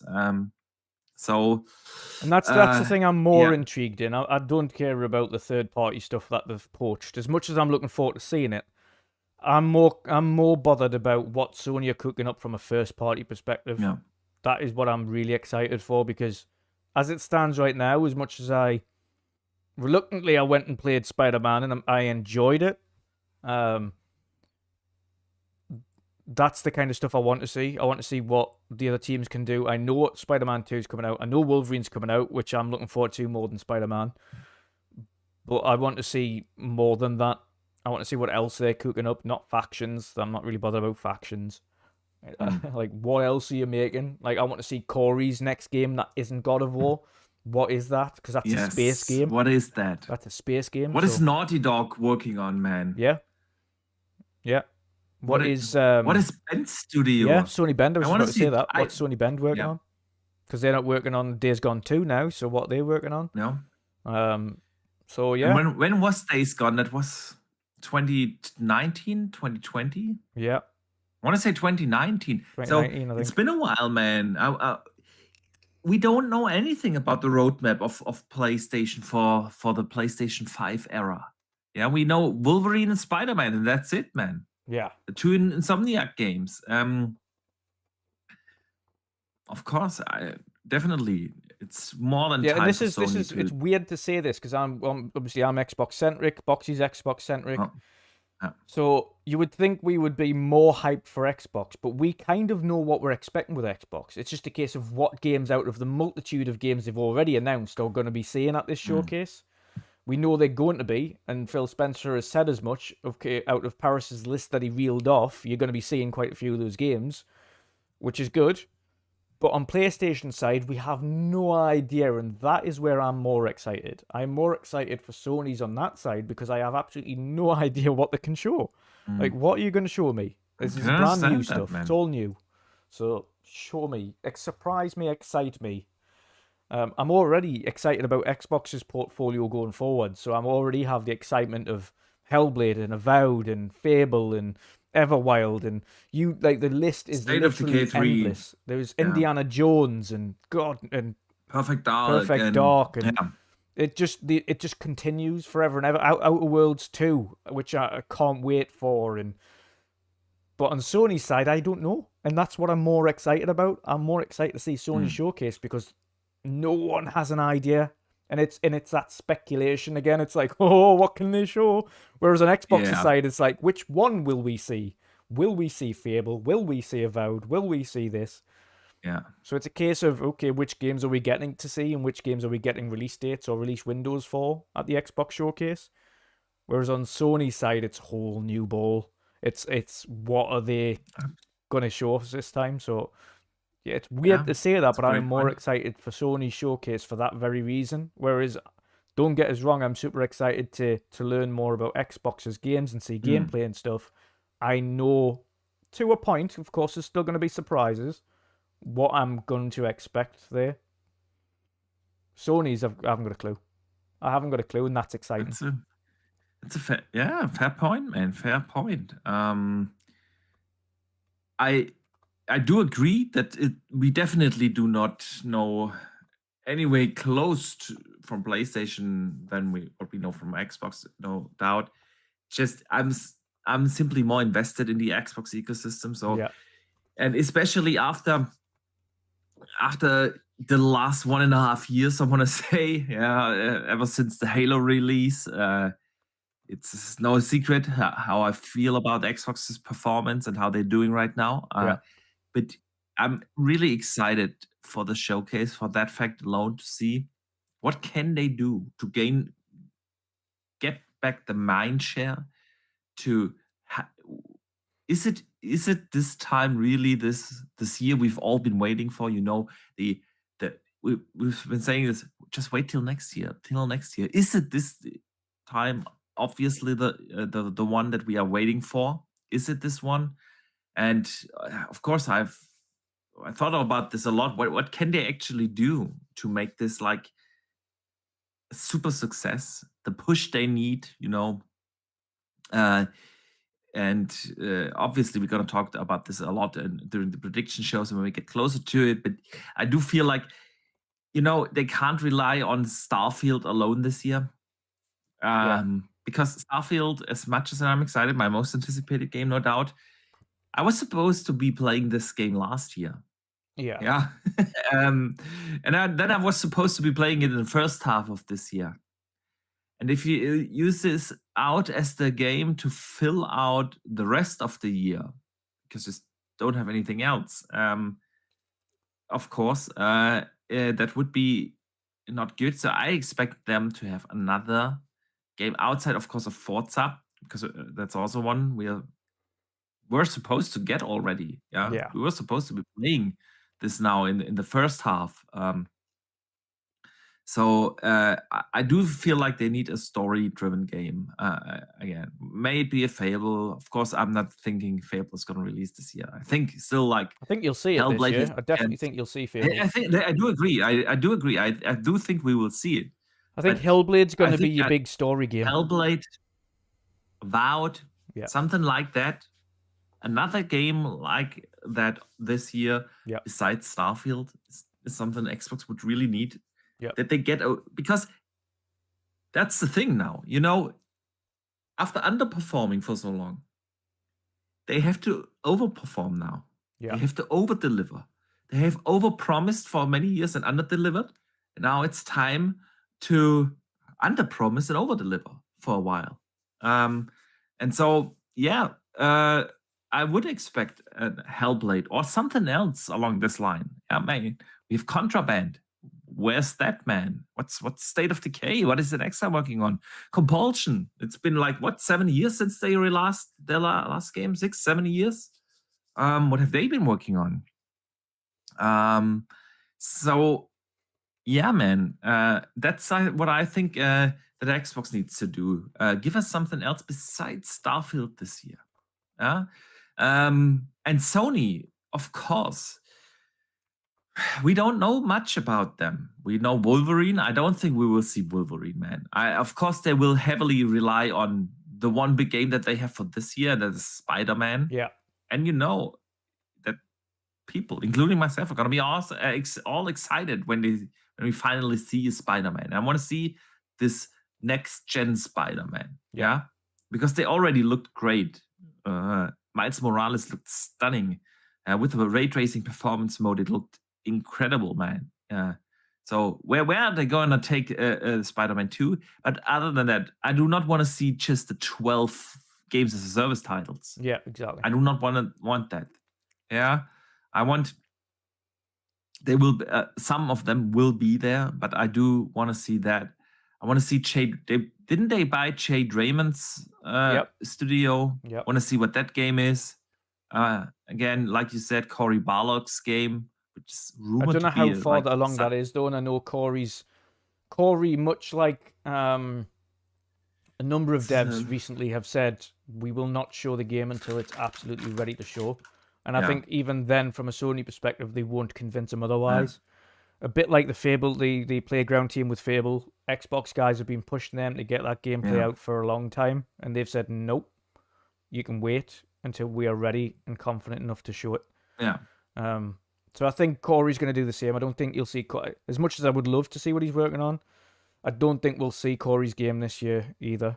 Of course, aside that, I do think we'll see Fable, but I don't think we'll see Corey's game. Yeah, I don't think so either. You might see. I don't know how. It has been like 3.5 years or so that he has been working on this. Yeah. But again, does he want to show it off? I don't know. I don't think so, personally. I think maybe a Ghost of Tsushima 2. Yes. Yeah, possibly. It's a good shout. Or an announcement for that. But again, yes, you don't want to rely too heavily on, and we've seen the reports from PlayStation as well that they aren't, outside of Spider-Man, aren't releasing any other AAA games, first-party games this year. They've said that in their financial reports to investors. Outside of Spider-Man, there is no other first-party games, AAA games releasing this year. So it depends on maybe what they still show. have. I mean, they have Final Fantasy 16 they've got coming all as the an third-party lined up exclusive. this year. They have exclusive content lined up. So just first-party wise, there's nothing additional this year that's releasing outside of Spidey. But it then begs the question, in this showcase, what will they show from a gameplay perspective, and what will it be CGI trailers? And that's the only drawback. How will Sony approach this from a showcasing perspective? Will it be trailers, like CGI trailers announcing titles? Or will they have very early gameplay footage? But would you really do that? That's a good question, man. That's a very good question. I mean, I would say if you look historically on them, they have put out these vertical slices relatively early in development. Yeah. Remember the God of War vertical slice for the 2018? Yeah. That was 2 years before they released the game. Of course, yeah. And that vertical slice wasn't actually in the game. It was a section that was similar. Yeah. But it was completely different when you come to play the game. It was nothing to do with it. Like, entirely separate. Yeah. You didn't see the thing flying over. You didn't see anything like that. And, like, that didn't happen. It was similar, but it wasn't the same. And again, are Sony going to make their studios make these vertical slices and spend time making vertical slices that could be on development? Yeah. They've done it in the past, but then... But it was a different time, man. Yeah, exactly. Different leadership, different mentality. And putting it into perspective... Much more player-oriented. Yeah. Putting it into perspective, it's been over 600 days since their last showcase. It's crazy, man, to think about this. Especially considering how early we are in the gen. Yeah. Where you actually want to lay out the roadmap and get people to invest in the new generation on your platform. I think what they've done is they've now cycled out every cross-gen game that they've got. Yeah. Cycled it out. Whatever they have announced at this showcase is purely PlayStation 5 onwards. It's nothing else. Agreed. And I think that's why they're kind of drawing a line in the sand. They've said, right, everything that is cross-gen is now done. Even Horizon's next DLC was only for the PlayStation 5.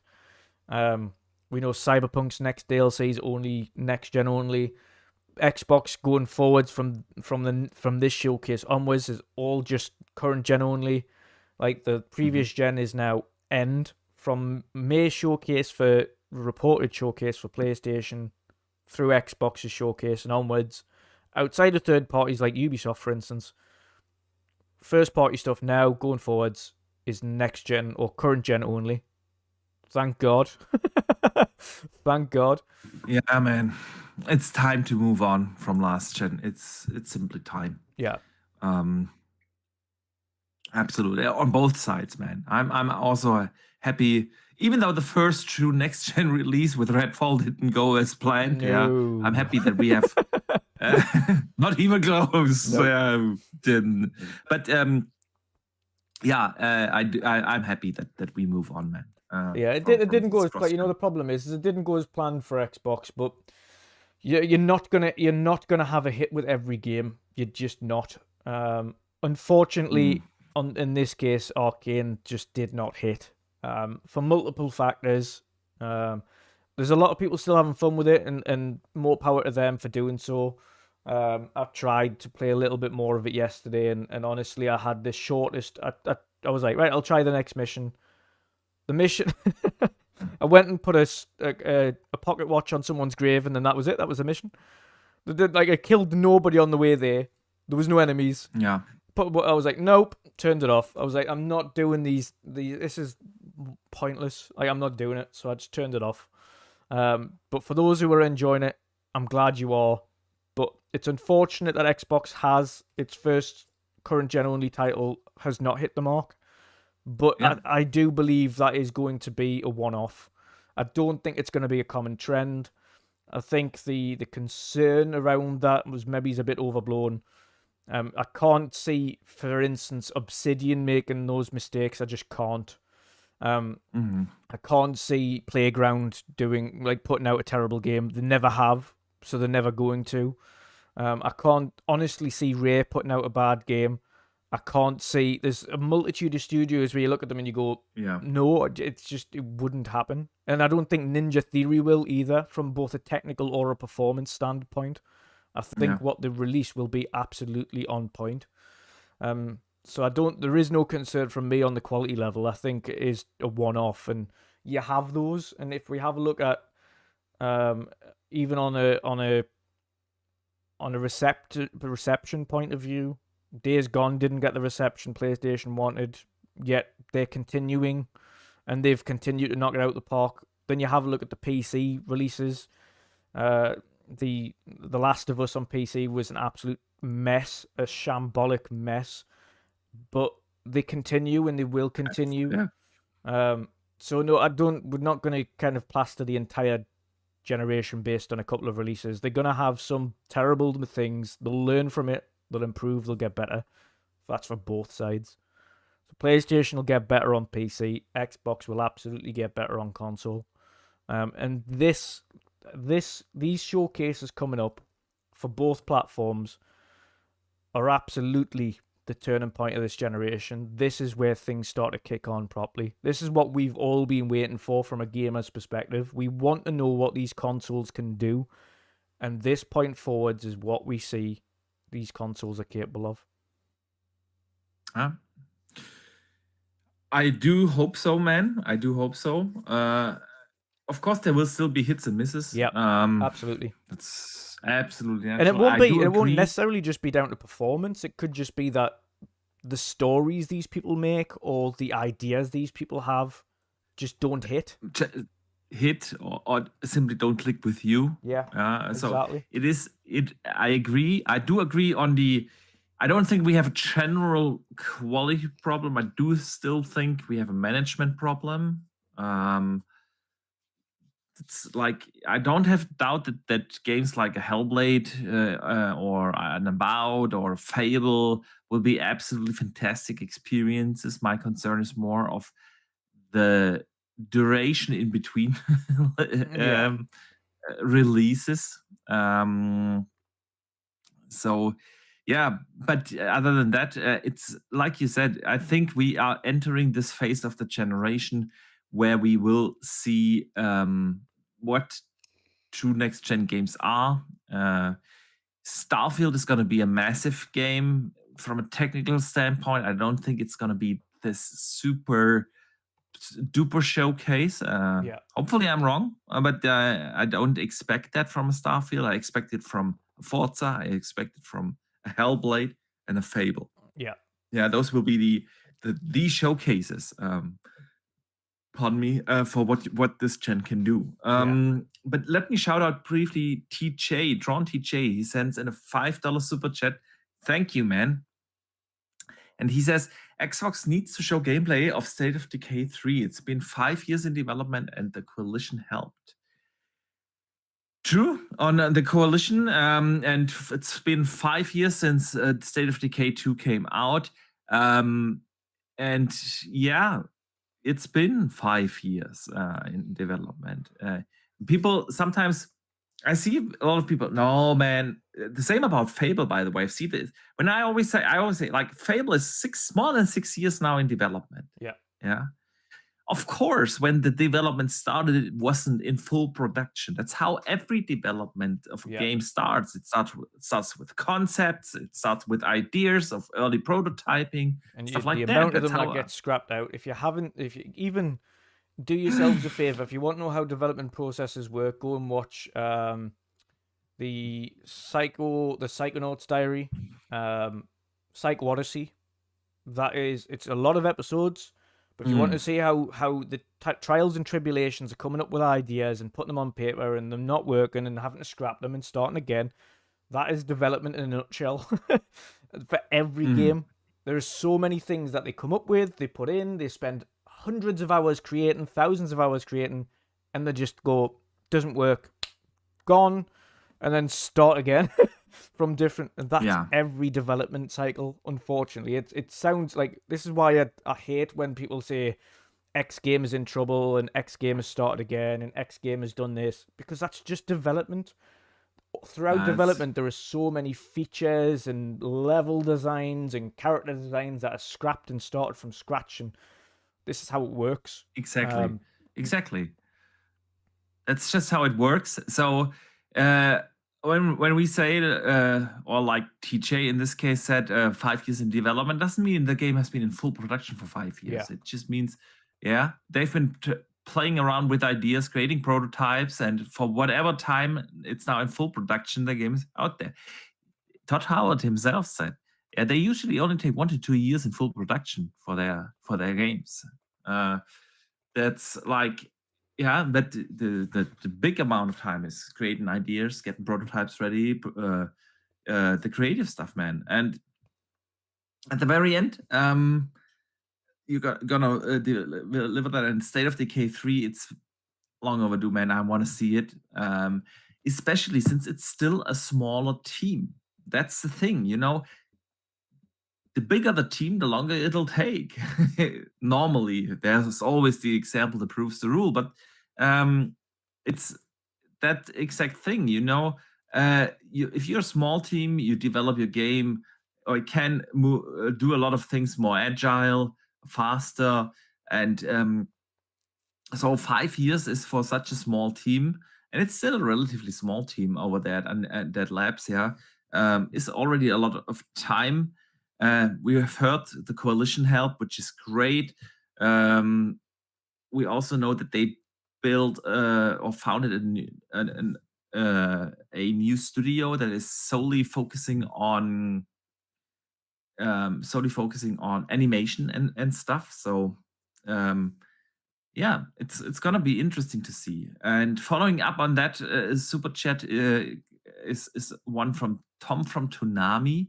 He sends in $2. Thank you, man. He says, State of Decay just went full production in January. I'm not sure, man. I'm not sure, because we've been hearing for years now that they've been working on that game. Yeah. I don't know if full production started in January this year, but I might be wrong here. If you have a source, man, let me know. I'd be happy to learn. Did you get Dave's? Dave's? I did not get Dave's. I just wanted, because it was related. Okay. So Dave's sent in a super chat, $5. Thank you, man. He says, you know what won't be like Redfall? Diablo 4. Sure, seems like a flex move to have done the beta. Love it when devs get their games out early. So yeah, man, Diablo, dude. Over the weekend, SummerSlam beta is gonna happen again, and then June is gonna be here soon, and we're gonna make World of Gaming clan. So I'm gonna definitely let you guys know all about that here on the show when it's time for that. So if you need to team up, then we're gonna have a blast with Diablo 4. It's gonna be so cool. Yeah. And Tom from Toonami follows up. He said, no, they did. Was stated in their dev diary. Sorry. Yeah. Okay. Well, that, I mean, to be fair, it could, in terms of their full production, they could have absolutely everything in place in order to get started on it with a full team. Now they've, as Pixelbit G mentioned there, the State of Decay 2 team has been in skeleton crew, but to their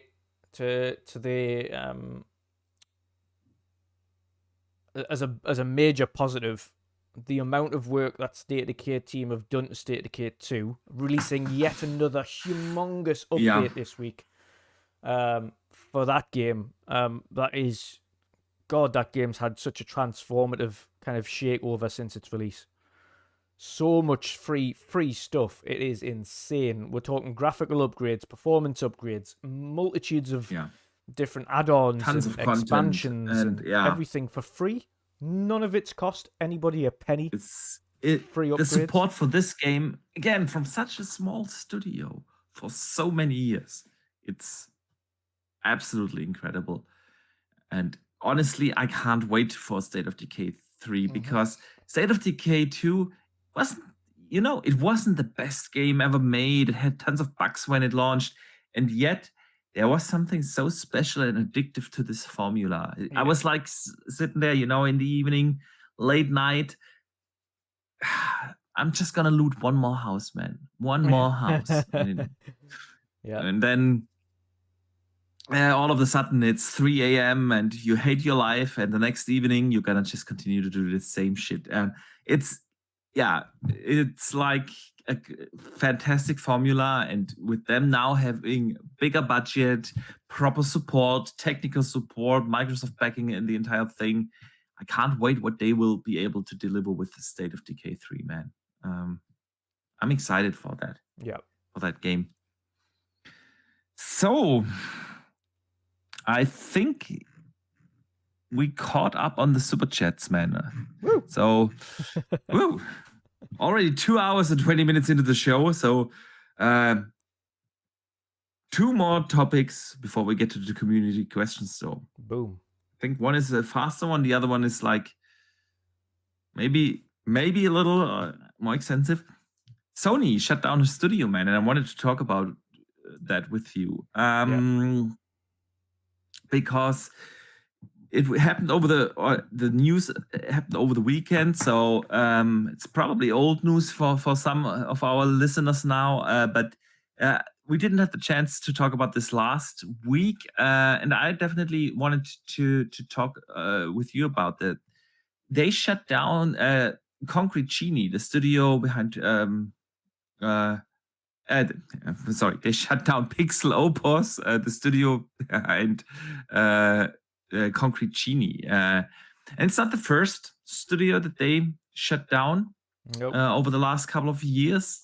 They've closed down, I think, 7 different studios over the last 3 years or so.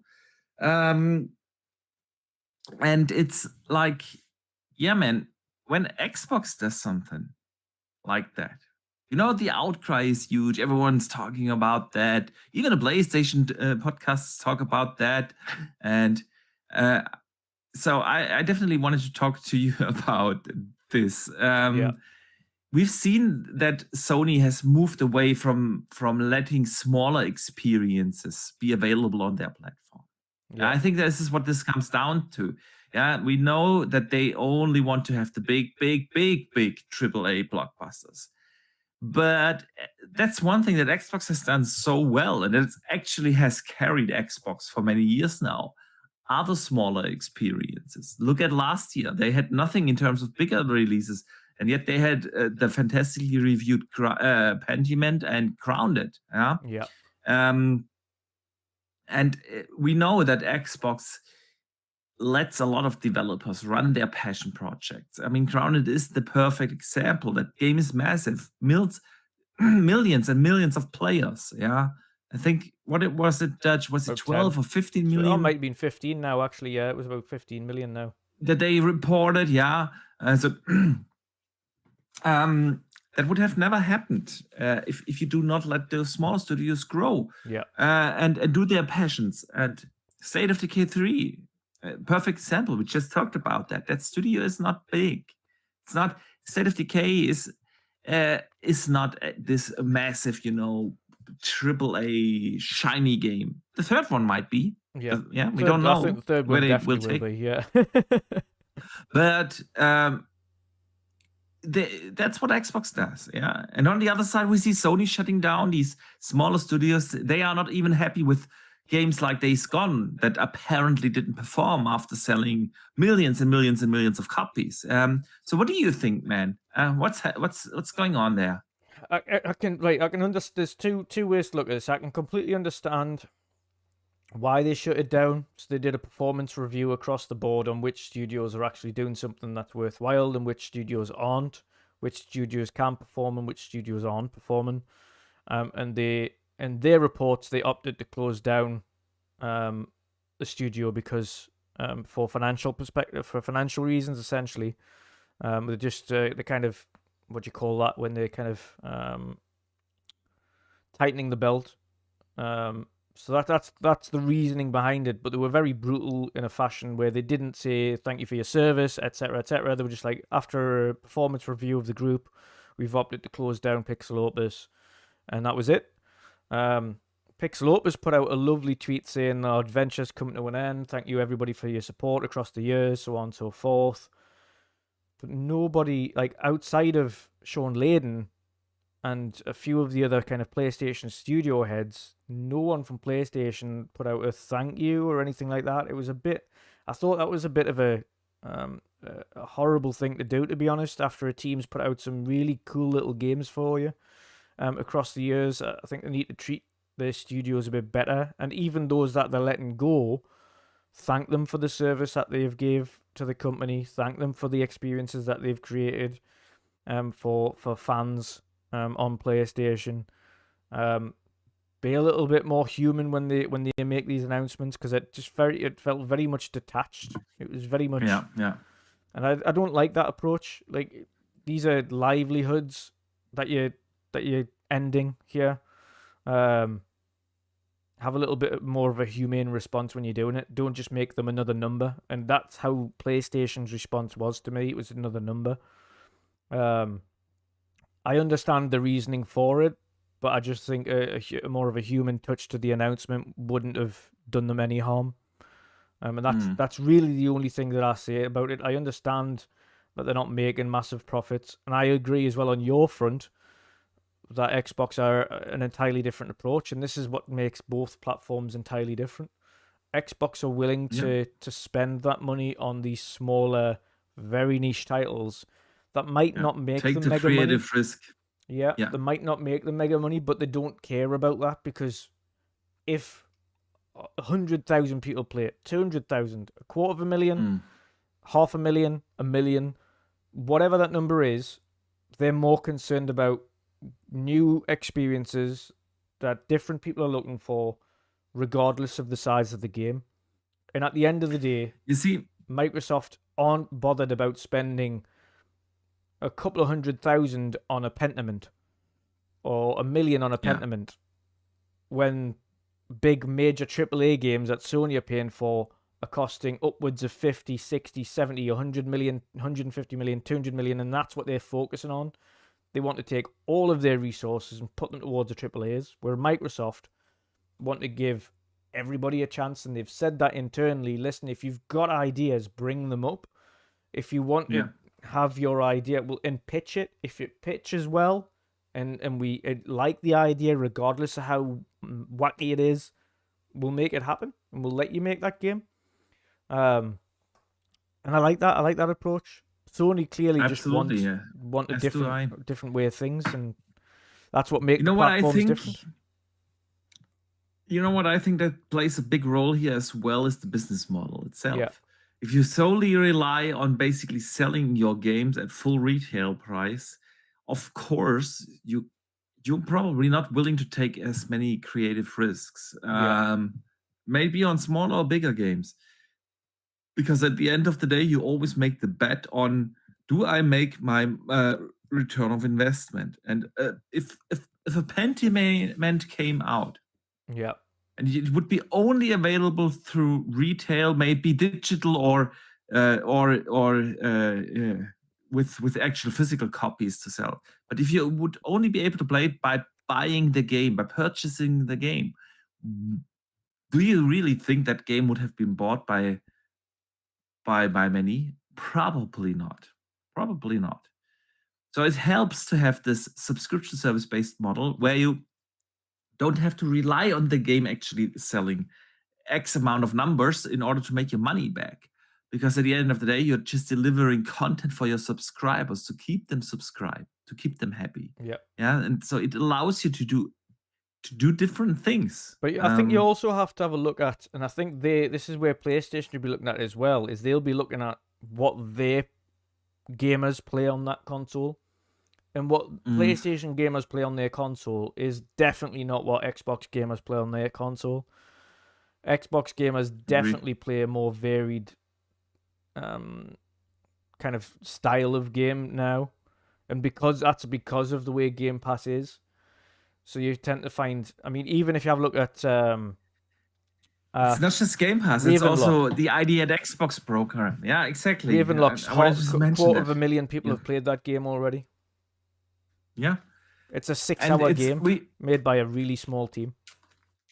Quarter of a million people. That's insane for an indie. PlayStation 4 at the very beginning of this generation, during the PlayStation 4 generation, massive on indies. Sony relied a lot of on indies. Yeah, people were calling it the indie station. Yeah, but they've moved on from that. Yep. They're not supporting those anymore. We've heard it so many times how the developers complain about them not putting smaller experiences in the storefronts. Yeah.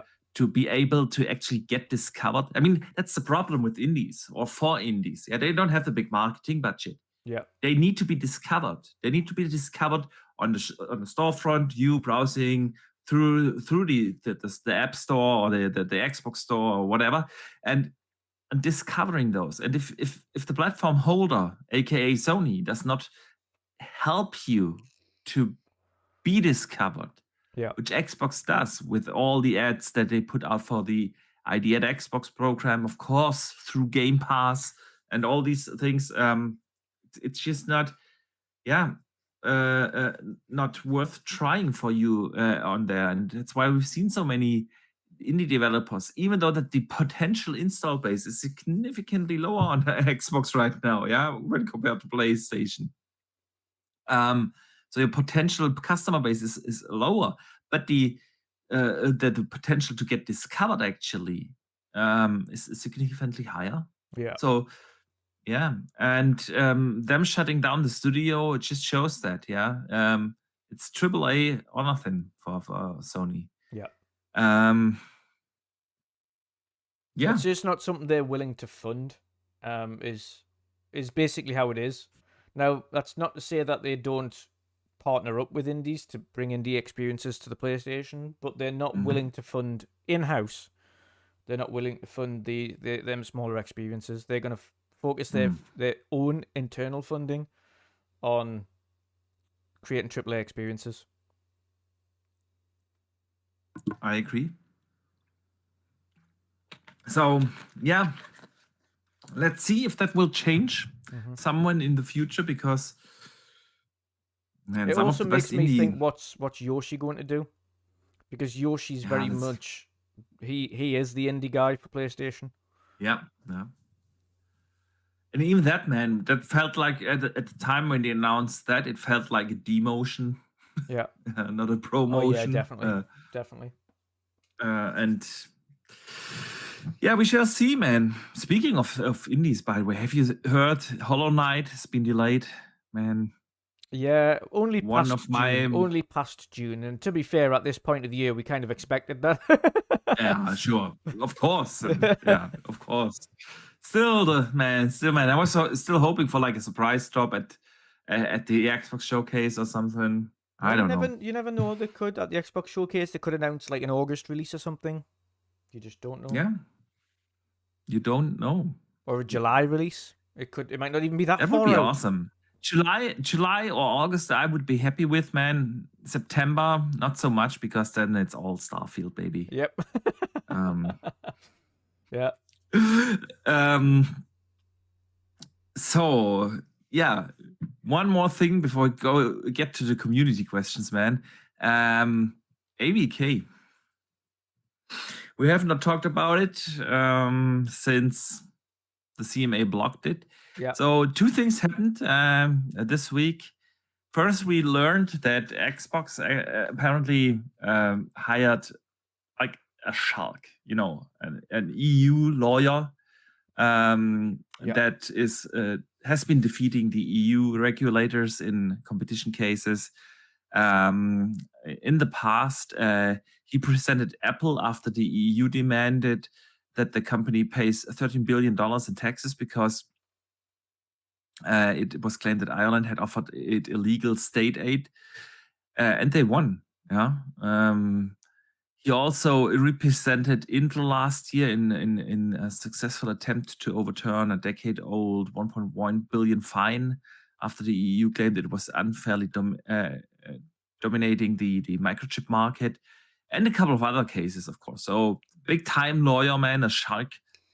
They want to appeal that with all they can afford. I don't want to know how expensive that guy is, man. Well, they've got two, because Bethesda's hired someone that's equally Yeah. as shark-like. He is the Yeah. Queen's consort, so he's one of the Queen's Mm. lawyers, or was one of the Queen's lawyers, but he's a royal lawyer. So, so yeah, he's also big up. He's again in the UK. He also helped with the Apple case and multiple others. So, yeah, they're not messing So around. they are not messing around, man. And I don't think that, because for the most part, we've seen Brad Smith, vice president of Microsoft, taking the lead in this now. And I don't think that he is also like, like this pit bull that bites in your leg and does not let go. And that's how I how I feel that he's a kind of a business guy, and he's not gonna let this go, man. So what we also learned this week, and this is quite interesting, is that the EU regulators will apparently clear the Microsoft Activision acquisition next week on May 15th, it's claimed. Even though the verdict was supposed to come out on 22nd, they moved that up a week.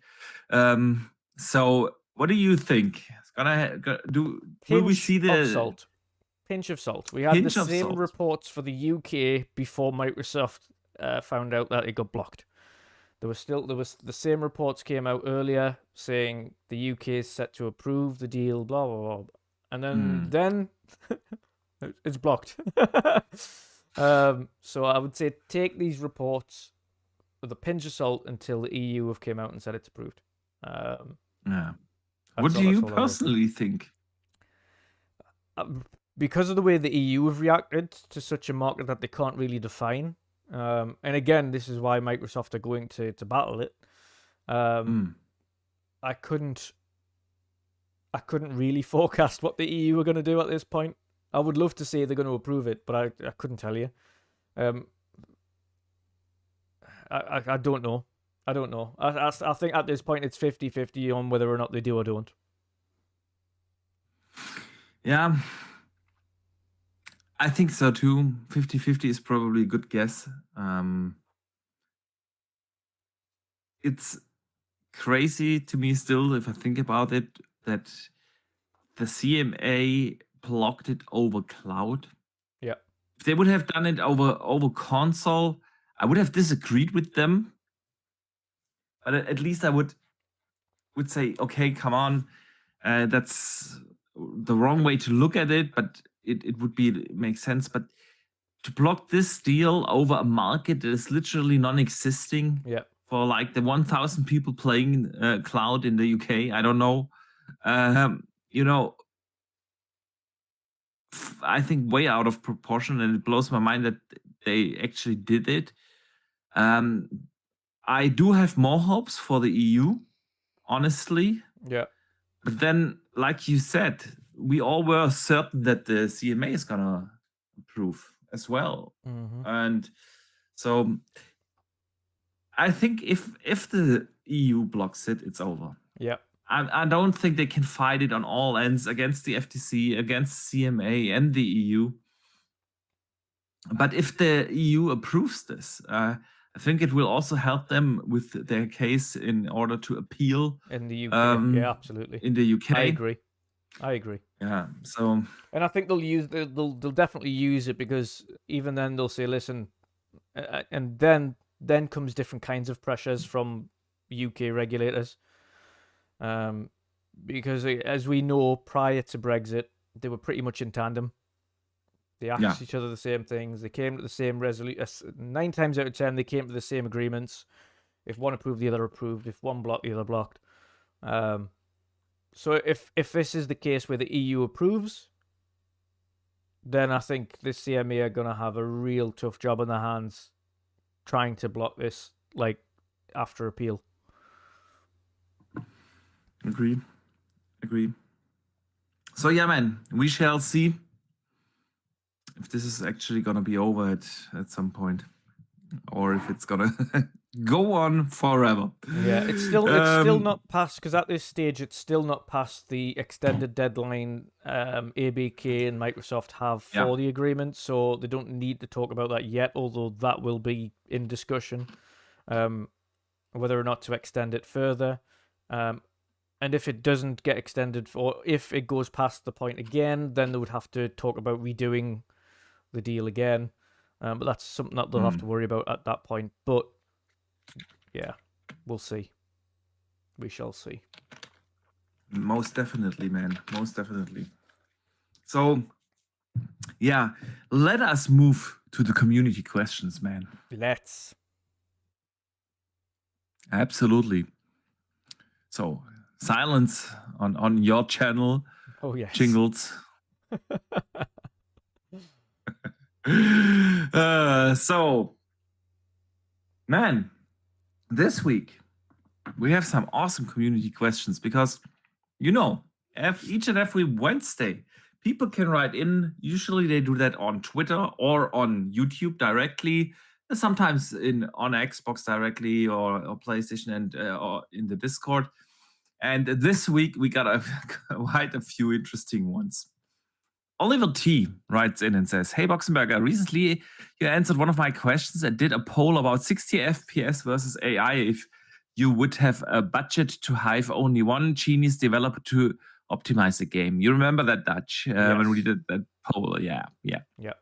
So he says, seems now people complain more about the Redfall AI than 30 FPS. Don't you think that in that specific case, the bad AI in Redfall hurt the game more than 30 FPS? In that specific case, what would shift more the user's perception if they had released it with either a solid smooth 60 FPS or even 120 FPS, or an amazing AI never seen before where the NPC teams up wisely? In this question, I don't take into account any bugs or other problems the game has. Thank you and have a great show." AI, every day of the week. The AI is dumb. Dumb. I could play that game at 30 with the extended field of view and it would be playable. But that AI just makes it so much less fun. They are thick. There is no purpose to them. As I mentioned previously, I've never known a game where you can snipe one AI standing next to another and the other one doesn't budge an inch. He just stands there as if nothing's happened, as if his buddy's not just been murdered beside him. It's just like, okay, and then just carries on walking around as if nothing's happened. And every other shooter that I've ever played, if you shoot one guy who's standing next to another, the other guy ducks for cover or runs away or gets into cover somewhere or does something. But the AI in this game don't move. You can just take them all out one by another and nothing happens. AI absolutely needs to be fixed in this game, and I think that would make it so much more enjoyable. So I absolutely do agree with Redfall needing a better AI. Would make it definitely a better game. In general, it depends on the game, man. Specifically this one. For this question, specifically Redfall. For this one, see, it's hard to say if it still would have the blind mission design and the empty open world and all the other things, the AI alone would not change, would not make this suddenly a great game. But me and you have played it on PC at 60. We've played it on PC at exactly 60. I wanted to say that. Yeah. I've played it at 60, and it also doesn't make the game suddenly a good game. Yeah. So I'm always up for gameplay changing elements. I think in this day and age, we sometimes focus way too much on pixels, on frames, and all that kind of stuff. When a Zelda comes out at 30 FPS, running at 720, and not even with a super fantastic graphic style, and actually can win all the awards, gets 97 Metacritic, just shows you gameplay is key, man. Yeah. What makes great gameplay? What do I want to see as an improvement? AI is one part, but I also always say I want to see like better physics in games. Yeah. Better simulation of environments and stuff. Would all these things help the immersion? And at the end of the day, that's what it comes down to. When you have great immersion in a game, the game is just awesome. Yeah, and you don't need like native 4K all the time for that to have great immersion. So great question, man. Tom from Toonami also follows up and says he would like to talk about the fact that the team that made Redfall is already moving on to their next game. They are. I've heard that, man. They are. I've heard that. They've got another team working on Redfall to The fix thing is, the basic issues. Yeah, they've always worked on on multiple projects. Like Deathloop was in development in parallel to Redfall, obviously. Yeah. And Dishonored was obviously in development parallel to Prey. So not surprised by that, and I wouldn't necessarily, because I've seen a lot of people say, well, now they already moved on, they're not going to fix the bugs and do this or that with the game. Don't think so, that this is going to happen necessarily. No, they're still working on the bugs. They're still getting 60 frames mode out. Everything like that's still happening.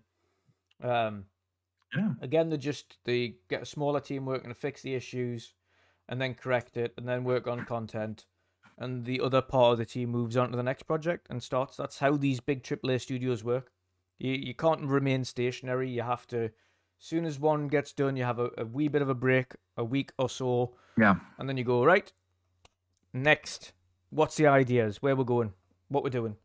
You can't. Exactly. You don't stick with the same thing. You can't. Otherwise, it's time wasted. So yes, they will continue with the current one. It won't be a lot. It won't be the entire studio. The vast majority of the studio moves on to the next project. There'll be a small section stay behind and work on that game with another studio, which we know they're doing. Like a third party, in order to kind of get that game up to scratch, and fix the issues and add the content and so on and so forth. So yeah, that game's not going to be dead on arrival. Microsoft wouldn't let that happen either. We've seen State of Decay and what they've done there. We've seen Sea of Thieves. Microsoft aren't in the position of just letting games die.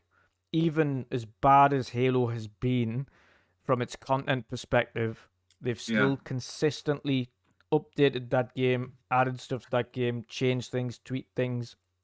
So as bad as things look on the first instance, they're never going to just let it rot. They're going to do as much as they can to get it into a place where it's good or okay. They're not just going to leave it. I agree. I don't think they will be able to turn it into a good game all of a sudden, because, like, honestly, the performance things and such things are not the biggest problem of the game. But I do agree. I expect the support. RSJ fan writes in and asks, is Xbox doing enough to compete with PlayStation and other gaming platforms, or should they change their strategy? They're not going for the same strategies, so it's hard to comment on that. On a AAA standpoint, no, they haven't done enough. But do I think they have enough in the pipeline to compete? Absolutely. But in terms of both companies' strategies going forwards, they are completely different. So it's hard to comment on the future. But in terms of first-party output, we all have to agree Microsoft haven't done enough. But I am absolutely confident that what they have in their portfolio and what we know that they're creating is enough to compete going forwards, without a shadow of a doubt. I think so. I do agree there, but I would like to add something because she's got a more point. The thing is, we've been saying this that we as the console gamers, mainly console gamers, feel like second-class citizens. Yeah.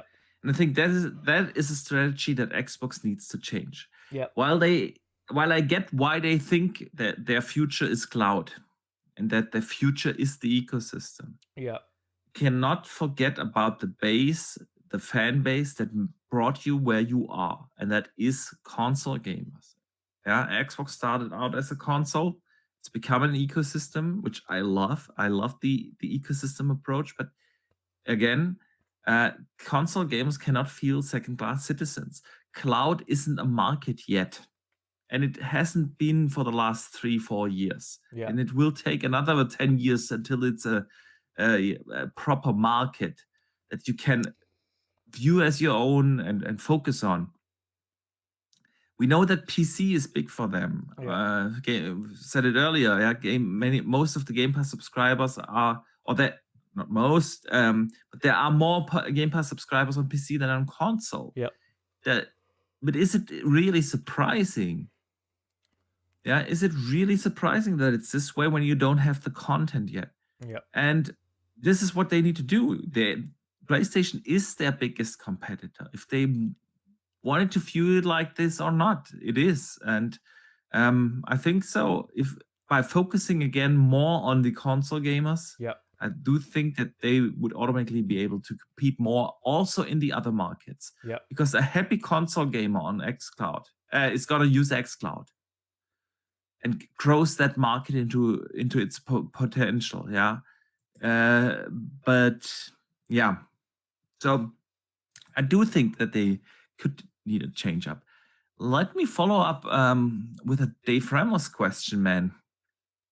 He says, you could choose to have coffee with only one of these gentlemen: Phil Spencer, Jim Ryan, Tim Sweeney, Gabe Newell, or Doug Bowser. Who would you choose? Why? And what would you want to discuss? And what drink are you going to order? Phil Spencer. Jim Ryan's corporate. I wouldn't talk with him. Tim Sweeney's far too outlandish in his opinions. Doug Bowser, I don't think he's too personable. He's very no quiet. idea how Doug Bowser is actually.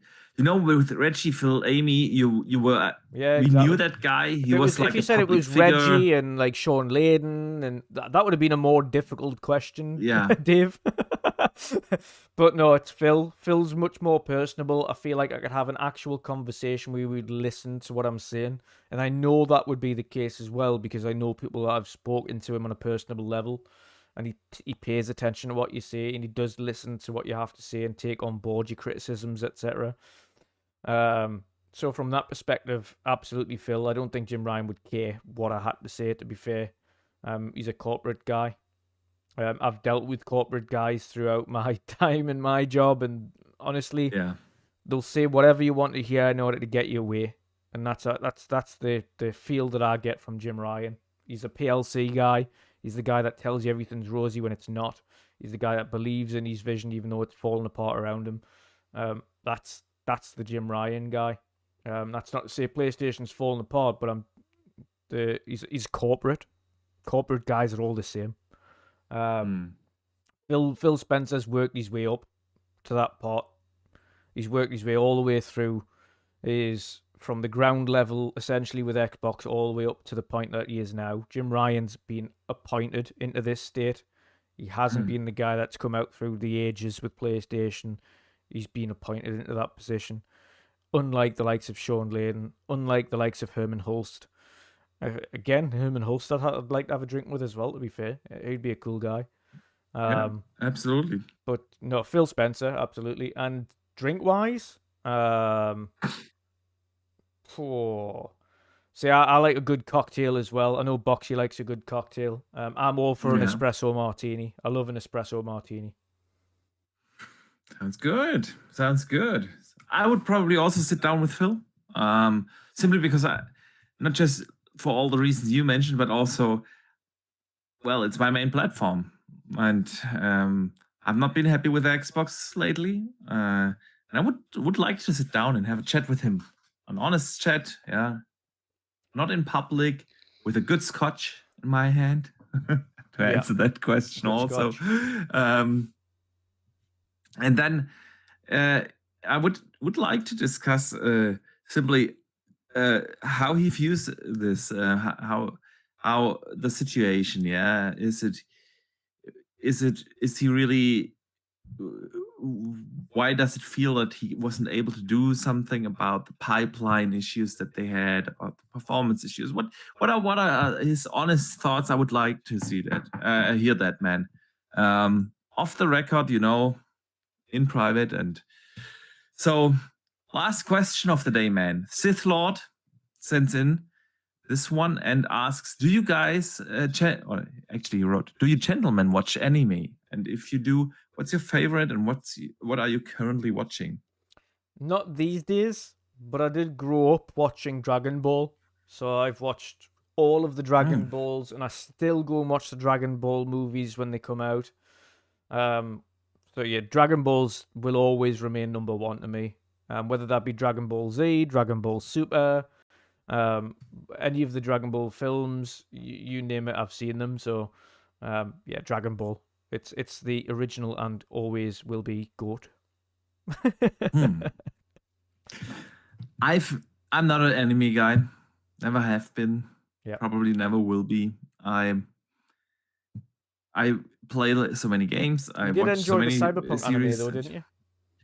Yeah, that was a good one. Yeah, it was a good one. But other than that, I honestly have to think if I've ever really watched one. You've watched a singular episode here and there. Yeah. But just not for me, man. Taste is different, and anime is simply not for me. But with that, Dutch, let's wrap this show up.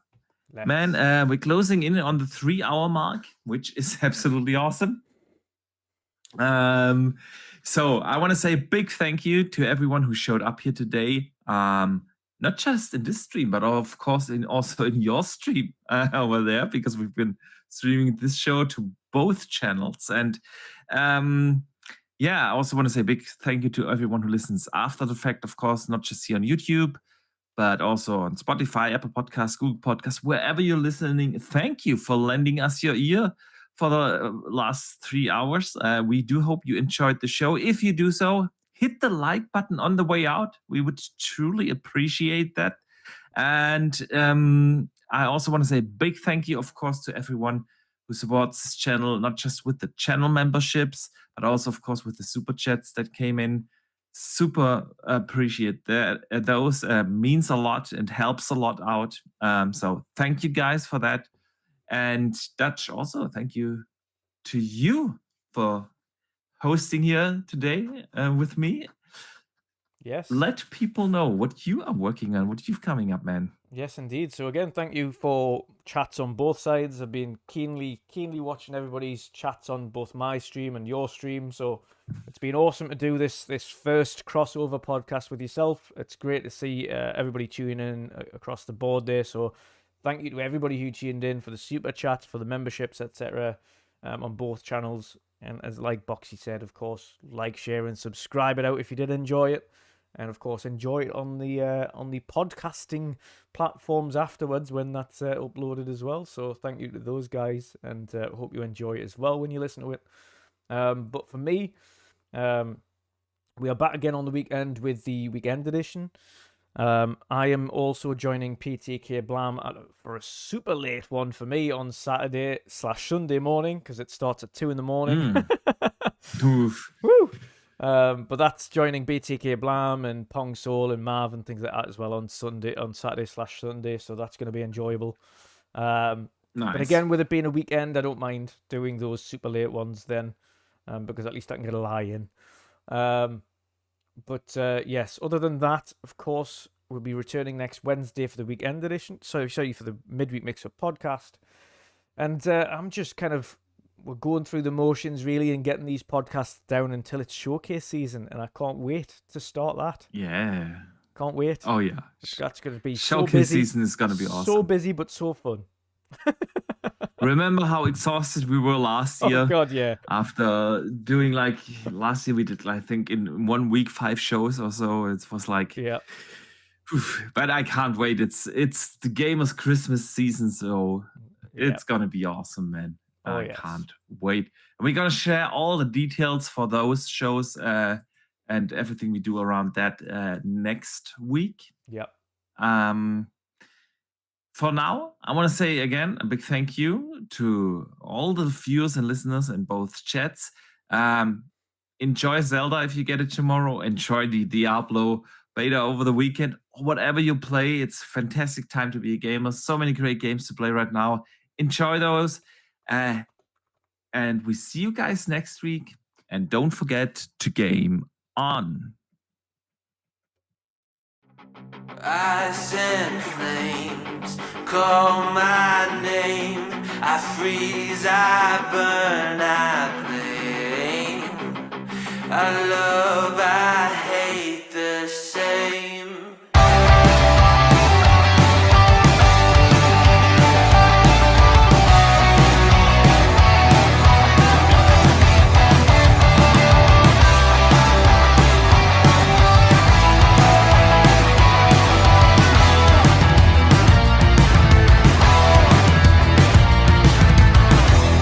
It's on my face, I cannot hide from the mistake my parents made. I'm never moving on.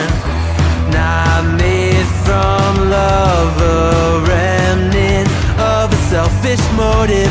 Was I needed? Do I need it to go wrong? Polarized, inherent pain pumping through my veins. Ice and flames call my name. I freeze, I burn, I blame. I love, I hate the same. If I embrace the side of me, I only fuel the fire. But is it wrong for me to fight against the balance of my power? History in halves, one brain. I will break the chain. Oh no, tokori wa yobu. Moeru rame koru to boku no ai to kirai ni iru.